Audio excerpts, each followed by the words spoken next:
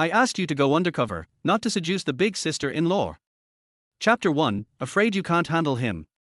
In the summer of 1995, at the Provincial Police Academy's Academic Affairs Office, a student dossier was placed in front of Zhao Hongqi, with the file number JC95000079.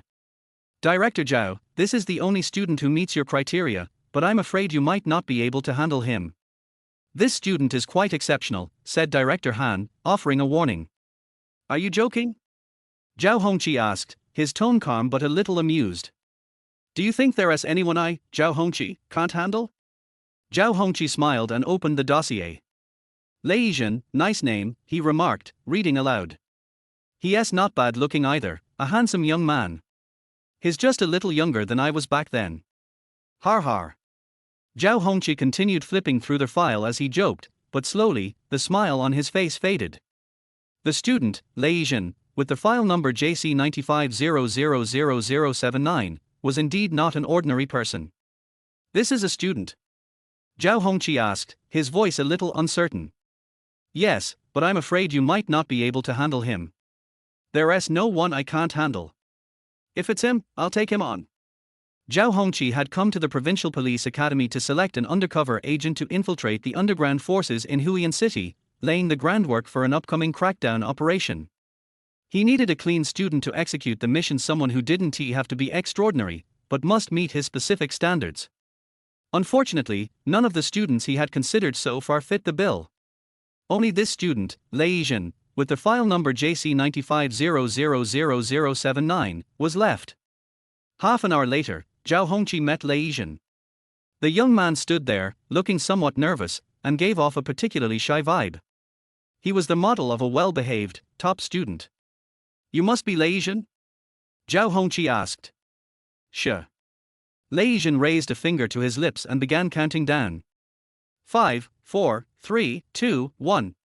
Boom! A loud explosion rang out. Zhao Hongqi jumped up in shock and turned to look out the window. The toilet wall at the northwest corner of the school had been blown open. A teacher who had been using the toilet fell into the pit in shock, completely exposed to the eyes of many people. The teacher collapsed in horror, instantly socially ruined. Boss, I didn't scare you, did I? I made the C for a little weaker, mainly for a timed and targeted detonation. It won't cause any problems. The worst that happens is a slight imbalance in the teacher's rectal, anal, and tailbone muscles. Lei Zhen said this with a smile, his face innocent and harmless. C4. Targeted detonation. Zhao Hongqi was confused, thinking he had misheard. C4, a type of military explosive used by foreign armies, was something very few people had heard of, let alone seen. Targeted detonations, being able to blow up a toilet wall and scare people without causing harm, was a skill that exceeded the abilities of many demolition experts in the province. Xu Gizi deserved it. Who told him to mess with my Xuyin? Lei Zhen continued casually, Xuyin is divorced and a widow, right at that prime age, and no one better try to hit on her. Who is Xuyin? Zhao Hongqi asked, slightly bewildered. My homeroom teacher. This student was definitely not ordinary. His outward appearance was deceiving, but inside, he was full of rebellious spirit. If Zhao Hongqi hadn't reviewed the file beforehand, he would have been truly shocked. Did you really make C4? Zhao Hongqi stared at him, his tone serious. That's foreign military-grade explosive. How did you manage to make it? It's a bit tricky, mainly because mixing the ingredients is a bit of a hassle, Lei Zhen explained casually. But it's more stable. Personally, I prefer making simpler things that don't require much thinking. I've got sugar in my cupboard and potassium permanganate under my bed. You know, they say sugar and potassium go well together. The power's not bad. Add sulfur, nitrate, and charcoal, with a bit of sugar and Big Ivan. Lei Zhen explained in detail, still with an innocent, harmless look on his face, but there was an underlying arrogance and boldness in his eyes. He had been in this parallel world for a few months now, once a mercenary king who fought on the battlefield, now trapped in a police academy, stuck in dull classes. You? Zhao Hongqi suddenly had the feeling that handling this guy might actually be more difficult than he thought. This guy gave off the vibe of an outlaw. Boss, please sit down. Want a cigarette? Lei Zhen asked, taking the lead. He skillfully pulled out a cigarette, tossing it over to Zhao Hongqi, then sat down himself, reclining in the chair with his legs crossed and eyes narrowed. His image and demeanor changed in an instant. The model student was gone, and the outlaw was back. He looked more like a street thug, puffing smoke from his cigarette. Lei Zhen, I've got a few questions, Zhao Hongqi said, trying to calm himself down as he flipped through the file. You beat up every teacher in the academy within a month of enrollment. Can you explain why? Do you need a reason to beat someone up? Lei Zhen asked with confusion. Do you need a reason to eat? Boss, how about a different question? The answer was arrogant, but Lei Zhen spoke seriously. In his logic, beating people up was just beating people up. Then what about the time you led a group and used assault rifles to shoot up the chicken coop in the staff quarters? There must have been a reason for that, right? I was training my brothers in hellfire tactics. Hellfire? This term touched a blind spot in Zhao Hongqi's knowledge. Although he was a former reconnaissance soldier, he didn't know what hellfire tactics were. It's similar to alternate cover, boss. Don't you want to know about the chickens? Lei Zhen asked, a sly glint in his eyes. Chickens? In the red light district. Zhao Hongqi found himself lost in thought as he watched Lei Zhen's enigmatic expression. He took a few hard drags from his cigarette, forced to reassess the situation. He had been led astray by the younger man's words since the beginning. Wait a minute. Isn't he this the kind of person I've been looking for? Boss, you're here to find an undercover agent, right? Lei Zhen suddenly asked. Undercover agent? Zhao Hongqi was caught off guard. He had come to select an undercover agent as per a decision from the Provincial Bureau, but the school had cooperated with the selection process. He had no idea about the specifics. The crackdown is about to start. We need to lay the groundwork, Lei Zhen exhaled a cloud of smoke. The cleanest students, the freshest faces, all eager to make their mark. Best to deceive them. Zhao Hongqi felt a sharp sensation in his spine, and the realization hit him this guy wasn't just a surprise, he was a walking shock. Is this kid really only 19? According to the file, Lei Zhen had developed CQB tactics, police martial arts, and so on. It seemed like a good thing, but CQB had been used for street brawls, and police martial arts had sparked a frenzy of one-on-one fights in the academy. What kind of soul resides inside this guy? He's messed up, but that's what I need. Lei Zhen, would you be willing to carry out an undercover mission against a criminal organization? Zhao Hongqi asked, his face serious. Can it make me a good cop? Lei Zhen asked. It can. I'm willing. Lei Zhen nodded firmly. He had been stuck in the academy because he promised his homeroom teacher to be a good cop, otherwise, he would have quit long ago. Now, the opportunity had arrived to serve as an undercover agent in the underworld. This was a chaotic and brutal era, and the allure of such a job was immense, greedy, lustful, controlling everything from the shadows, and feeding off others in a dog-eat-dog world. Chapter 2, The Rules of the Cell. This place is almost the same as Earth. In the early 90s, with the wave of reform and opening up, the common people began to chase after wealth with fervor. Criminal organizations ran rampant, society was chaotic, bullying men and women was a daily occurrence, and loan sharks cutting people was common. Street fights on construction sites, throwing people into cement pits to bury them alive were also frequent. Because of this, the second wave of Strike Hard campaign started in 1996. Brothers Gao Wen and Gao Wu started selling fish in the market, then gathered a group of people and took over the seafood market, which is how they rose to power. After establishing themselves, they set up Wenwu Company and branched out into many industries. They now have countless lackeys under them. On their way to Hui'an City, Zhao Hongqi briefed Lei Zhen on the target criminal organization's situation. The Gao brothers. Lei Zhen asked with interest. Is there a big sister-in-law too? Exactly, there's a big sister-in-law. Zhao Hongqi took a puff of his cigarette and said, the reason the Gao brothers rose so quickly has a lot to do with Su Fengyi, who's backing them. A photo was handed to Lei Zhen. Quite the lady. The woman in the photo was voluptuous and graceful, her demeanor elegant, looking like a ripe, juicy peach. Su Fengyi is a Hong Kong merchant. It's difficult for us to investigate or gather evidence on her. You need to infiltrate the core of Wenwu Company and make contact with Su Fengyi to gain her trust. Hong Kong merchants are impressive. Lei Zhen sighed. At this time, Hong Kong and Taiwanese merchants enjoyed many privileges in the mainland because of the country's need for economic development, and the government gave them great support and protection. So investigating them was indeed very difficult. They won't be around for long. Zhao Hongqi said, in 2 years, Hong Kong will return to China. We'll see how we handle them then. Lei Zhen smiled but didn't speak. After all, even with the 1997 handover, they couldn't be completely eradicated. One country, two systems was still in place. Let us move on. Once we arrive in Hui'an, your mission starts. First, get into the detention center and earn Old K's trust. Old K is the top enforcer at the Xiangjiang Hotel's underground casino. He's a bit slow-witted. The Xiangjiang Hotel is also a place Su Fengyi often visits. Seduction? Lei Zhen teased. I don't care how you do it, just gather criminal evidence from her. But Zhao Hongqi grew serious. Remember your identity and follow the rules.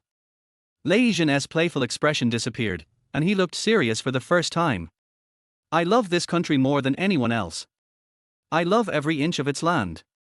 No matter the situation, I'll always remember my identity. His calm and steady voice reassured Zhao Hongqi. Lei Zhen, I trust you. You have 6 months to increase your standing. You must protect yourself at all costs, and the rest, I leave to you. After a few more hours, Lei Zhen arrived in Hui'an City. Once they got out of the car, Zhao Hongqi warned him again. The environment here is complicated, you must stay alert. They have people who will kill without hesitation. Don't worry, I can be a ruthless thug. Lei Zhen lit a cigarette and asked, Boss, is the mission starting? Zhao Hongqi nodded. The mission had begun. Bam! Lei Zhen punched him in the face, then followed up with an elbow. You just became an undercover agent and you're already rebelling? Zhao Hongqi was covered in blood. He realized he really couldn't handle this guy. The mission began, and the first step was entering the detention center. There was no faster or more stable way to get in than to punch a cop. At the Hui'an City detention center. Under the supervision of the guards, Lei Zhen, bald and holding personal belongings, entered the cell. The 60-square-meter cell housed nearly 30 people, all bald and shirtless. When they saw the newcomer, they immediately stood up, glaring at him. Old K. Reporting to the government. The leader of the cell, Old K, covered in tattoos, jogged over. We have a new guy in the cell. Teach him the rules, and take care of him. The guard emphasized. Old K immediately understood. Reporting to the government, the task is complete. The guard nodded and left. Whoosh! Almost 30 men immediately surrounded Lei Zhen. Old K sat cross-legged on his bed and casually raised 2 fingers. One of the lackeys immediately understood and passed him a cigarette. Old K lit the cigarette and looked at the seemingly harmless and handsome Lei Zhen with a sideways glance. What's your name? Lei Zhen. Who are you with? I'm not with anyone. Where's your hometown? Qinzhuang. The rules inside the cell were far more complicated than outside. First, they needed to figure out the other person's background, then they would apply the rules accordingly. What did you do to end up here? I beat up a cop. Damn, impressive. Old K grinned, his skin smiling but his eyes didn't. He knew how to teach Lei Zhen the rules. Do you know the rules? I know. Different people had different rules. Since Lei Zhen came in for beating up a cop, the rule for him was simple: get beaten half to death first. Whose rules do you follow? My rules. Before the words were even out of his mouth, Lei Zhen moved. He grabbed the face of a nearby lackey and slammed it into the floor. Bam! The lackey's face hit the ground, bleeding profusely. The gentlemanly demeanor disappeared, replaced by brutal aggression. Hit him! Old K roared. Boom!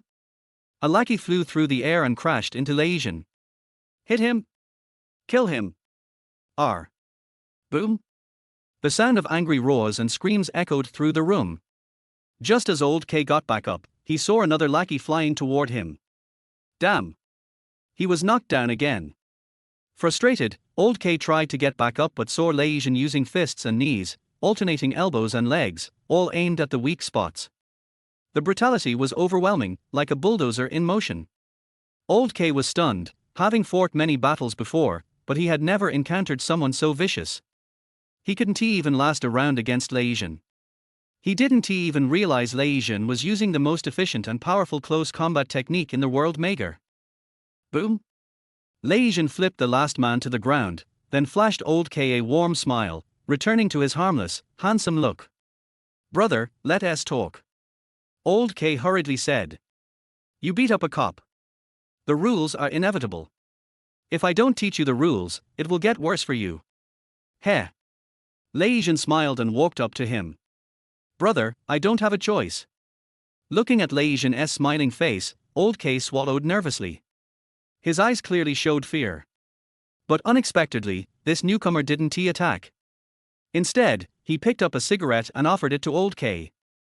I understand the rules. You're the rule here. Old K froze and instinctively took the cigarette. Damn. This guy is interesting. He gave me enough face. Old K showed a grateful look and reminded Lei Zhen as he turned to leave. Brother, the guards will come soon. You can't just leave like this.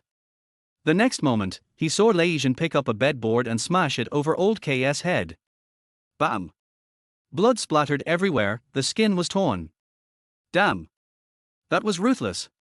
Old K thought to himself, I've seen some brutal people, but this guy really opened my eyes. Chapter 3, I divorced for you. This era was straightforward. If you could fight, you had power. In this world, honor and face mattered a lot to those who lived by the code of brotherhood. Listen up, everyone. From now on, Lei Zhen is my brother. His word is my word, Old K's word. Anyone who has a problem with that, don't blame me for not being polite. Old K's voice rang through the prison cell. He was making it clear that Lei Zhen was now the second in command of their cell. Call him Zhenji. Zhenji. Zhenji. All 20 or so men, most of them injured, nervously shouted out their respect for Lei Zhen. In less than half a day, Lei Zhen had secured his position within the prison. Bro, don't blame me, this rule has been in place since the beginning. Old K slapped Lei Zhen on the shoulder. I don't want to make things difficult, but without rules, nothing would be in order. That was the truth. Anyone in prison had broken the law. If they didn't follow the rules, the detention center would be unmanageable. KGE, I understand, Lei Zhen replied. Even Wusong had to follow the rules when he made a mistake. Huh? You like Wusong too? Old K was delighted. I love Wusong from Water Margin. Brother, it's called Water Margin. Whatever. Smoke. Old K pulled out a pack of premium imported cigarettes from beneath his bed and handed one over to Lei Zhen without hesitation. These cigarettes were considered the best in this era, and each pack even had a small cigarette pellet inside, highly sought after. Brother, I'm young and naive. If I've done anything wrong, please teach me. Lei Zhen humbly said. Har, don't be so formal with me, we're brothers. Old K laughed heartily. Just follow me from now on, I guarantee you'll be living the good life. Old K's words were full of confidence. After all, Lei Zhen could fight and his words were persuasive. Brother, I still want to go to school, Lei Zhen said, lighting up a cigarette and wearing a bitter expression. And I've just beaten up a cop, so. Although Old K was as simple-minded as the information had suggested, that didn't mean he was a fool. He knew Lei Zhen wouldn't just agree to everything easily. No big deal, Old K grinned. I'll get someone to take care of things outside, no problem. Can you really fix it? Just throw some money at it, and everything will be fine. What if they refuse? You underestimate me. Old K laughed and blew out smoke. Cops are people too. They have relatives and friends. Heh. This era was like that, and many years later, it hadn't changed. When things happened, even if you didn't encounter trouble yourself, someone in your family or circle of friends might. In many cases, you had to rely on these connections to resolve the issue. Human relationships, Lei Zhen nodded. Exactly, human relationships. Old K threw an arm around him. Don't worry, brother, I've got your back. Well, thanks. Clang. Clang.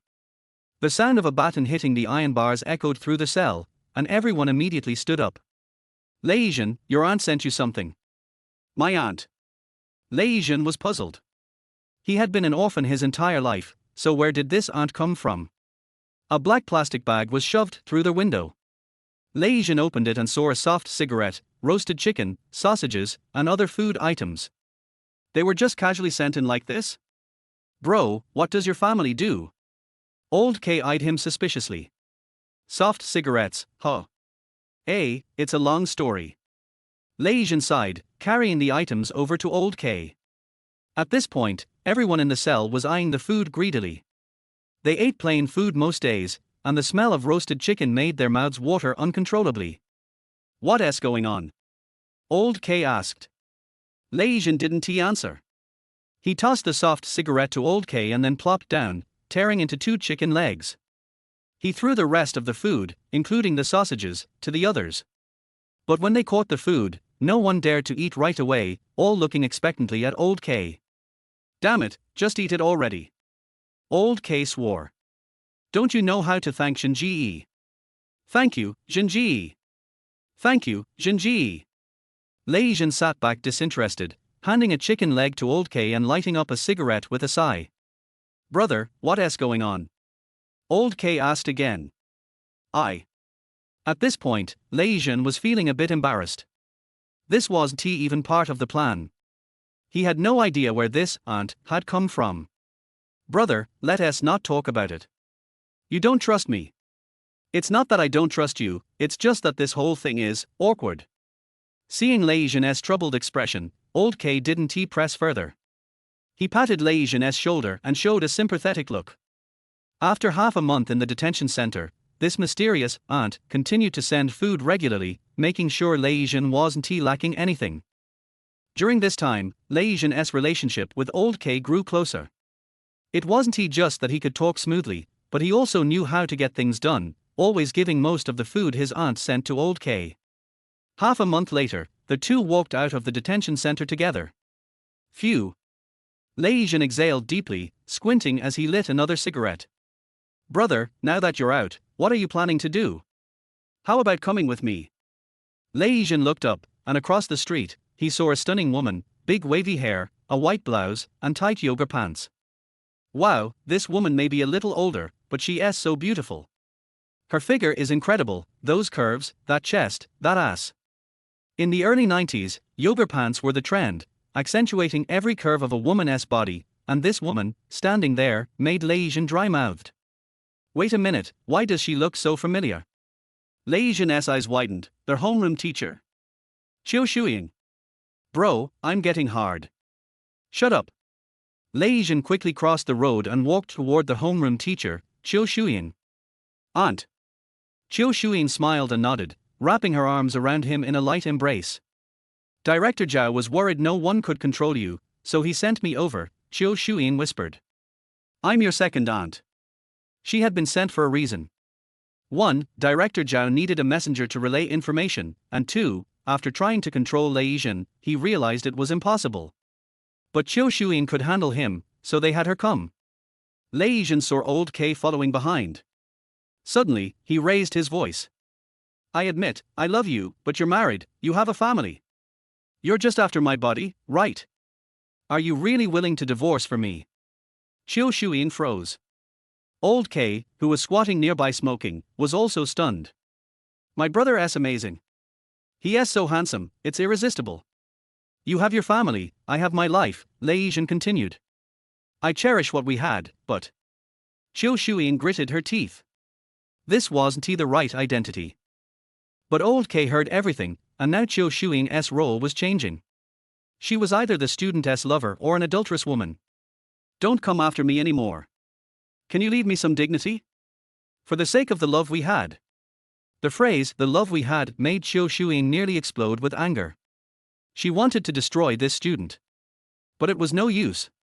She could only play along, or else Old K would grow suspicious. I divorced for you.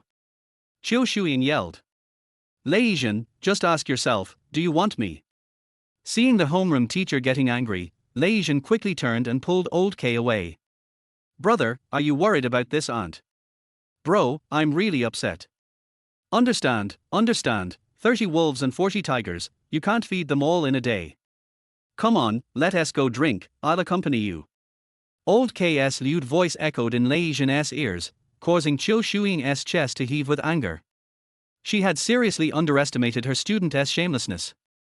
But now, it was too late. All she could do was go along with it. Chapter 4, A Battle Shocks the Whole City. Royal Nightclub, Room 888.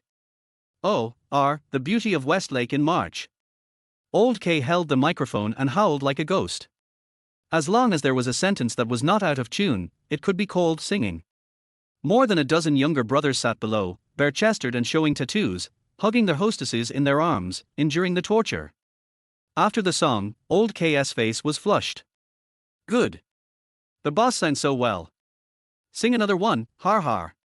Applause, all of you clap for me. The younger brothers were making a noise, and their hostesses laughed and applauded. Lei Zhen, who was sitting in the corner, scratched his ears and smiled bitterly. Others sing for money, but Old K doesn't care about his face when he sings. Fuck, why aren't you clapping? I'm talking to you, pretty boy, clap your hands. Several younger brothers stared at Lei Zhen. They only knew that this young man was brought by the boss, and instinctively thought that he was a new younger brother. Me? Lei Zhen pointed at himself. Nonsense, you ruined the boss's mood, I'll break your legs, the younger brother threatened.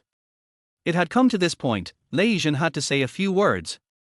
So he stood up and shouted at Lao Ke on the stage. Your singing is like shit, please stop singing, okay? It's disturbing my drinking, my good brother. The younger brothers were angry and picked up the wine bottles directly. Fuck, who are you talking to? You are so disrespectful, kneel down and apologize to Brother K immediately. Seeing the younger brothers surrounding Lei Zhen, Lao Ke was furious. What the hell are you doing? Get out of here. Boss, this kid is disrespectful. Get out of here. The boss said, and the younger brothers retreated in dismay. Brother, don't blame your subordinates for being ignorant. Lao Ke came down and said with a smile on his face, Brother, I won't sing anymore. Can't I drink with you? Bang. 2 bottles of strong liquor were placed on the table. 1 for each person, no goldfish allowed. The younger brother behind rushed up again, because drinking should follow the rules. The younger brother dared to drink like this with the boss, and he deserved to be dragged out and sunk into the reservoir. Brother will accompany you, har har. Then I'll drink first to show my respect. Lei Zhen raised the bottle of wine, and when he was about to pour it into his mouth, the door of the private room was kicked open. Bang! Countless gangsters rushed in. Fuck. As soon as Lao Ke started to curse, his neck was held by a machete and pressed on the table. Get down, all of you. The gangsters who rushed in all held knives, and all of Lao K's brothers who were scared squatted down with their heads in their hands, one more obedient than the other. Lei Zhen didn't squat down, he sat steadily on the sofa. Get down. The gangster pointed a knife at him. Gangzi, don't be so fierce to the kids, they are all scared silly. A sturdy man wearing leather shoes, trousers and a red shirt walked in with arrogant words. Liu Hegu. Fuck your mother. Lao Ke roared, let me fight you one-on-one if you dare. The sturdy man nicknamed Liu Hegu came over with a smile, holding his nose, ready to pick up the beer bottle on the table and smash it hard. Wow. The beer bottle exploded in Lao K's head, and blood flowed. What era is this? You're still fighting alone. Use your brains. Liu Hegu sneered, I've been blocking you for a long time, and today I finally met you. Fuck you, it's my bad luck. Lao Ke raised his bloody face and shouted, everyone is responsible for his own actions. This matter has nothing to do with my brothers. Wow, you are so loyal, but it's a pity that you are getting worse and worse. You even take children as your younger brothers. Liu Hegu turned his head and looked at Lei Zhen. That's my brother. Brother, hold his hand. Liu Hegu's face was ferocious, and he took out a sharp axe from his waist. Lao Ke, it's time to settle our accounts. While speaking, he raised the axe and prepared to chop off Lao K's right hand. Hey, I'm still sitting here. Lei Zhen said with a smile, Lao Ke is my good brother, why don't you give me some face and make a big thing small, a small thing nothing. Before their voice fell, the other side's younger brother drew a knife. Which one of you accidentally sprayed out? Snap. A crisp wrist slap sounded, and the knife fell into Lei Zhen's hand. The younger brother was stunned. Shua. The knife flashed, and a bloody ear fell to the ground. R. The younger brother screamed miserably. Lei Zhen jumped up and kicked Liu Hegu in the face. Snap! Amid the dull sound of the collision, Liu Hegu, who weighed nearly 200 kilograms, flew several meters away, spitting blood from his mouth and fell on the song request table. Move, move, move, move. The violent disco music sounded, and the light ball above his head rolled with the rhythm. Sometimes it was dim, and sometimes red and blue overlapped, which was extremely gorgeous. Lei Zhen swung the knife again. Swish! Another ear fell to the ground. The younger brother who controlled Lao Ke covered his bloody face and screamed. Hack him to death! Damn it, hack him to death! Dozens of brothers rushed over with knives. Lei Zhen laughed, cruel and brutal, and each of them faced him head on with a knife. Puff! Puff! Puff! Blades flashed and blood splattered. Flying on the light ball, the light showed a strange dark color. The disco music became more and more dynamic, leading Lei Zhen to give full play. In a short time, the smell of blood had overwhelmed the smell of alcohol. When the music stopped, the ground was full of wailing people. Fuck! Old K's eyes were dull. He knew Lei Zhen could fight, but he didn't know he could fight so well. The faces of the brothers here changed, and they looked at Lei Zhen with fear in their eyes. There were 20 to 30 people on the other side, all holding knives. As a result, in a few minutes, they were all hacked down by this pretty boy. Brother, brother. Old K stuttered, and he didn't even get involved. Yours. A bottle of liquor was thrown over, and Lao K quickly hugged it with both hands. I hate being disturbed when I'm drinking. Lei Zhen smiled and said, Brother, I'll drink first. After saying that, he raised his head and poured the liquor into his mouth. Lao Ke opened his eyes wide, looked at Lei Zhen who had regained his harmlessness, and quickly raised his head to drink. Soon, the 2 bottles of liquor were finished. Bang! Lei Zhen smashed the bottle fiercely, looked at the hooligans wailing on the ground, and shook his head helplessly. Brother, you know I don't want to be a hooligans at all, but now. Brother, do you trust me? Lao Ke held his hand and said sincerely, if you trust me, follow me. In the future, if I have a bite of meat, I will never let you drink soup. Of course I trust you. Have a good sleep first, and I'll take you to see Brother Wu tomorrow. The group quickly left the scene. That night, what happened here spread throughout Hui'an City. I was in the private room at the time and saw him hack down more than 30 people of Liu Hegu. He was so handsome. I really want to sleep with him. Do you know what happened in the Dynasty nightclub? Lao Ke was blocked by Liu Hegu. Then Lao Ke is finished. Liu Hegu is ruthless. What's the use? Liu Hegu had more than 30 people, but they were all hacked down by a little brother under Lao Ke. Hui'an City hasn't had such a ruthless person for a long time. Lei Zhen shocked the whole city with one battle and successfully broke into the underground forces. Chapter 5 Flirt with the sister-in-law first. Xiangjiang Hotel, a landmark place in Hui'an City. It integrates banquets, government receptions, accommodation and leisure. It is second to none not only in Hui'an City, but also in Hui Province. At 8 o'clock in the morning, Lao Ke brought Lei Zhen to Xiangjiang Hotel. Brother Wu is very loyal and has nothing to say to us. When we meet later, just answer whatever he asks. Don't be too reserved. Yeah. Lei Zhen nodded casually and looked at the cars parked in front of the hotel, Toyota Crown, BMW E36, Mercedes-Benz. It looks so old. Old K found him looking at the car and immediately laughed. Brother, you will be able to drive a Mercedes-Benz sooner or later. When the time comes, I will carry your bag for you, har har. He lowered his posture. Although he was simple-minded, he knew that this brother would soar to the sky sooner or later. Are you worthy of carrying my bag? Lei Zhen said contemptuously.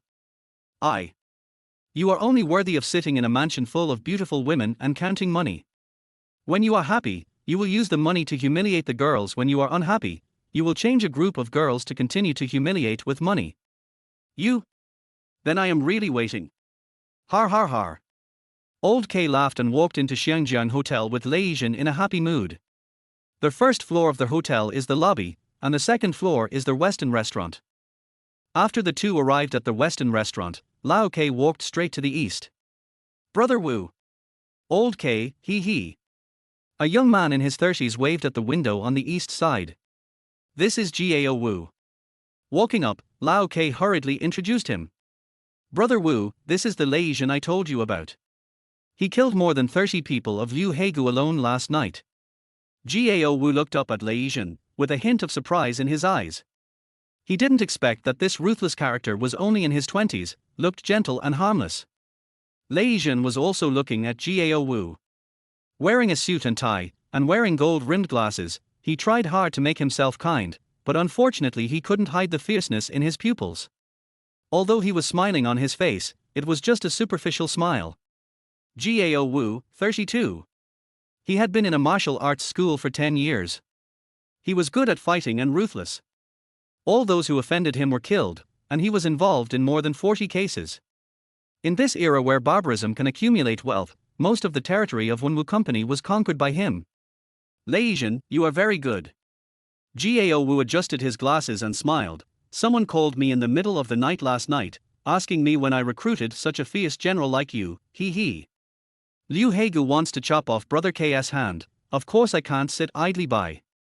Lei Zhen replied. "Okay, I like people who are loyal. Haven't you eaten yet? Come on, sit down and eat together, he. "Thank you, Brother Wu." Old K quickly sat down and grabbed the steak and stuffed it into his mouth. "Thank you, Brother Wu." Lei Zhen also sat down, but didn't move. "Why don't you eat?" Gao Wu asked in confusion. "Brother Wu, which one should I eat?" Lei Zhen asked. "There are knives and forks, and there are spoons. I don't know what to use to eat." Gao Wu smiled. "There are many people who can fight these days, but few who know their limits. Lei Zhen, I'll give you a chance. We have a roller skating rink on Ingzue Road. If you can manage it well for a month, I'll let you eat as much meat as you want." Roller skating rink. Lao Ke put down the steak and said anxiously, "Brother Wu, didn't you say that he should come with me?" Gao Wu adjusted his glasses and smiled. "We have to take it step by step. I have to go first, har. Lao Ke wanted to fight for it, but he could only watch the other party walk out of the restaurant. "Brother, I was thinking that you could do it with me. But I didn't expect Brother Wu to make this decision. I can't do anything." Looking at Lao K's embarrassed look, Lei Zhen waved his hand and smiled. "Brother Wu is right. We have to take it step by step. If I can't even manage a roller skating rink, how can we two brothers sit in a mansion and count money in the future? You, me. Alas. It's okay. Don't you still believe in my ability?" "I believe it, but this roller skating rink is too complicated. Eat steak." Lei Zhen stuffed Lao K's mouth with steak. He never thought that it would be so easy to enter the underground casino of the hotel. Gao Wu would never let a stranger in. 1 month is the time to investigate himself. After breakfast, Lei Zhen found a reason to send Lao Ke away. After turning around twice, he walked towards the public telephone booth in the corner of the lobby. He had to report to Zhao Hongqi and ask the leader what he wanted to do. Just as he was walking through the lobby, Lei Zhen's eyes fell on a woman's sister-in-law Sufini. Sufini in the photo is very beautiful, and the real person is far better than the photo. A well-dressed Xiansum sets off her graceful and plump figure. The exposed skin is as white as mutton fat jade. The standard oval face is dignified and generous, the eyes are charming and bright, the long hair is tied into a bun, and a hairpin is inserted casually, making the whole person exude an elegant temperament. A lady, a standard lady. At this time, Sufini was accompanying several foreigners, repeatedly confirming something with them in English, with a look of anxiety and helplessness on her face. Because those foreigners spoke French, they couldn't communicate with each other. This is an opportunity. Lei Zhen walked over directly and smiled at Sufini. "Beauty, do you need help? Maybe I can help you translate, he. Do you know French?" Sufini was full of surprise, and spoke with a strong Hong Kong accent. "I don't know much, but it's no problem to help you. Thank you so much." The Mandarin mixed with Cantonese spoken from the lady's mouth has a unique flavor. Lei Zhen went forward to talk to the Frenchman and helped Sufini solve the communication problem. About half an hour later, the translator hurriedly arrived and accompanied the Frenchman into the elevator. "Huh." Sufini exhaled heavily, and the fragrance was like orchid. She looked at the young man in front of her and found that although he was dressed in ordinary clothes, he was tall, handsome, and gentle, which made people feel comfortable. Thank you so much. 1,000 yuan. Lei Zhen stretched out a finger. Huh. Su Fengyi was stunned, and then took out 1,000 yuan readily. Thank you. I should thank you, goodbye. Su Fengyi kept a polite smile, stepped on high heels and walked out of the hotel gracefully and came to the parking lot. Just when she was about to get into the Hui'an Mercedes-Benz, Lei Zhen chased her out. Beauty. Not enough reward. 1,000 yuan is a lot, don't be too greedy. Su Fengyi's face was slightly gloomy, and anger appeared on her delicate oval face. After all, in this era when the average salary is only a few hundred yuan, 1,000 yuan is already a lot. Do you like it? Lei Zhen spread his hands, revealing a pair of purple jade earrings. What do you mean? Su Fengyi stared at her. 1,000 yuan is your respect for my labor, and these earrings are a compliment to your stunning appearance. Lei Zhen smiled and said, you are a standard classical beauty, not suitable for vulgar gold ornaments, jade, and you complement each other and are more noble. Su Fengyi looked at him with interest. Did you buy it at the gift counter in the lobby? 999 yuan. 1 yuan is missing. Can you let me take the bus? Perhaps it was the first time she met such an interesting person. Su Fengyi smiled and took the earrings generously. My name is Su Fengyi, what's yours? My name is Baby. Baby? Hey. Lei Zhen responded, smiled and turned away. The sister-in-law behind the scenes who was taken advantage of was not angry, but was full of smiles. Bad boy, hee. She glanced at the earrings in her hand and sat in the Benz happily. Chapter 6 Taking over the roller skating rink. It was an unexpected gain to contact the target in advance. Lei Zhen stopped at the right time and left a deep impression on the other party with his interesting soul, leaving room for the next contact. How should he contact the next time? But he had no idea for the time being, so he didn't think about it. What he should do now was to settle accounts with Zhao Hongqi. Walking into the telephone room, Lei Zhen made a call. Hello. What are you doing? Why did my class teacher come? You know how dangerous this matter is. She can't even protect herself if she participates in it. Transfer her back immediately, otherwise I'll quit. Lei Zhen was furious. He had not been in this world for long, and everyone regarded him as a scum in the police force. Only the class teacher Qiu Shuyin never gave up. Not only that, she also took good care of him in life, and even took the clothes she changed and washed home to wash. After more than 10 years of mercenary life, Lei Zhen's heart had long lost its softness, but he felt it after coming to this world. Your ability is impeccable, but I don't have the strength to control you. Zhao Hongqi said on the phone, that's why I want to transfer teacher Qiu here. Only she can control you. This is a last resort. If Zhao Hongqi is allowed to choose again, he will probably be very cautious. Don't say so many useless things. I have found the reasons. Transfer Qiu Shuyin back immediately. Did you say she is your lover in front of Lao Ke? Yes, this reason is impeccable. It is common for boyfriends and girlfriends to break up, and it is even more normal for men and women with a big age difference to break up. So Lei Zhen said Qiu Shuyin was his lover in front of Lao Ke, not to take advantage, but to prepare a reason for the other party to withdraw. Impossible. No one can take care of you. You killed so many people last night. I don't know how to clean up your mess. I came out of the call yesterday. Gao Wu asked me to take care of the Yingzue Road roller skating rink today. I just ran into Su Fengyi and gave her a pair of earrings. Zhao Hongqi on the phone didn't say anything.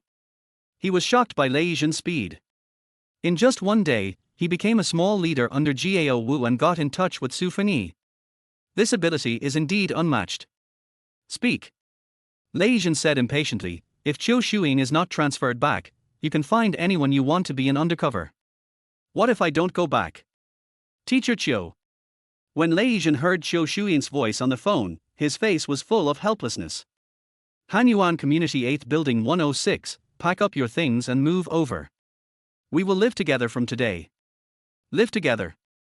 This word is particularly good. It always makes people inexplicably excited, full of blood and expectations. After lunch, Lao Ke sent a younger brother to accompany Lei Zhen to the roller skating rink. Brother Zhen, the power division in Hui'an City is relatively simple, including the central urban area. the 4 outer urban areas of the southeast, northwest, and the textile factory, machinery factory, and power plant. The younger brother's name is Ermao. He was the one who made Lei Zhen applaud last night, but now he is very respectful and nods and bows when he speaks. The Yingzui Road roller skating rink is located at the junction of the central urban area and the South City. Because the boundary is controversial, there are more things here. Wenwu Company controls the North City and the East City, with the largest territory and power, and the most business. Originally, the roller skating rink was not taken seriously, but the people of San Lucy in the South City always came to clean up the place. Once or twice, it doesn't matter, anyway, it's not an important business, but it's annoying if it happens too many times. It just so happened that Lao Ke brought Lei Zhen, so he simply let him take care of it for a while, to see his ability and check whether this guy is clean. Is San Lucy very powerful? Lei Zhen asked. Of course he can't be compared with us, but the 4 great kings under him are really powerful, but they are nothing in front of Brother Zhen, he. As they were talking, the van arrived at the Yingzui Road roller skating rink. After parking, Ermao tilted his head and glared at the driver. Do you have money? Lend me some money. Before he finished speaking, Lei Zhen slapped him on the head. Pay me quickly. Yes, Brother Zhen. If there are any high-risk jobs in this era, taxi drivers are definitely on the list. It's okay to meet people who don't pay for the ride, but you often meet people who ask you to borrow money, or even get robbed directly. Therefore, the main driver and the co-driver are separated by iron fences, and the top of the seat is also separated from the back seat to ensure the safety of the driver. This is a mark of a special era, and it also reflects that society is in chaos from the side. We have arrived at the roller skating rink. It's called a roller skating rink, but it's actually an indoor basketball court. The basketball stand was removed, the ground was re-cemented, and some roller skates were bought. The entire place where shoes were exchanged and money was collected was the roller skating rink. Brother Zhen, we're here. Yeah. Lei Zhen saw that the roller skating rink, which was the size of 3 basketball courts, was very empty, with only a dozen teenagers dressed in ruffian clothes playing inside.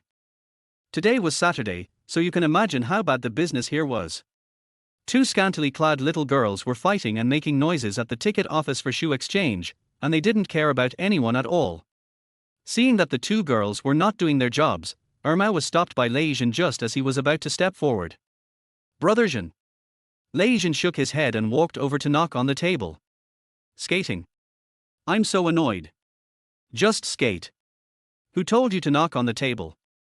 The girl said impatiently, $5 for 3 hours, $10 for unlimited time. Then 3 hours. Money. Lei Zhen took out $5 and handed it over. Bang. A pair of roller skates hit him hard. Can you be nicer? Lei Zhen asked.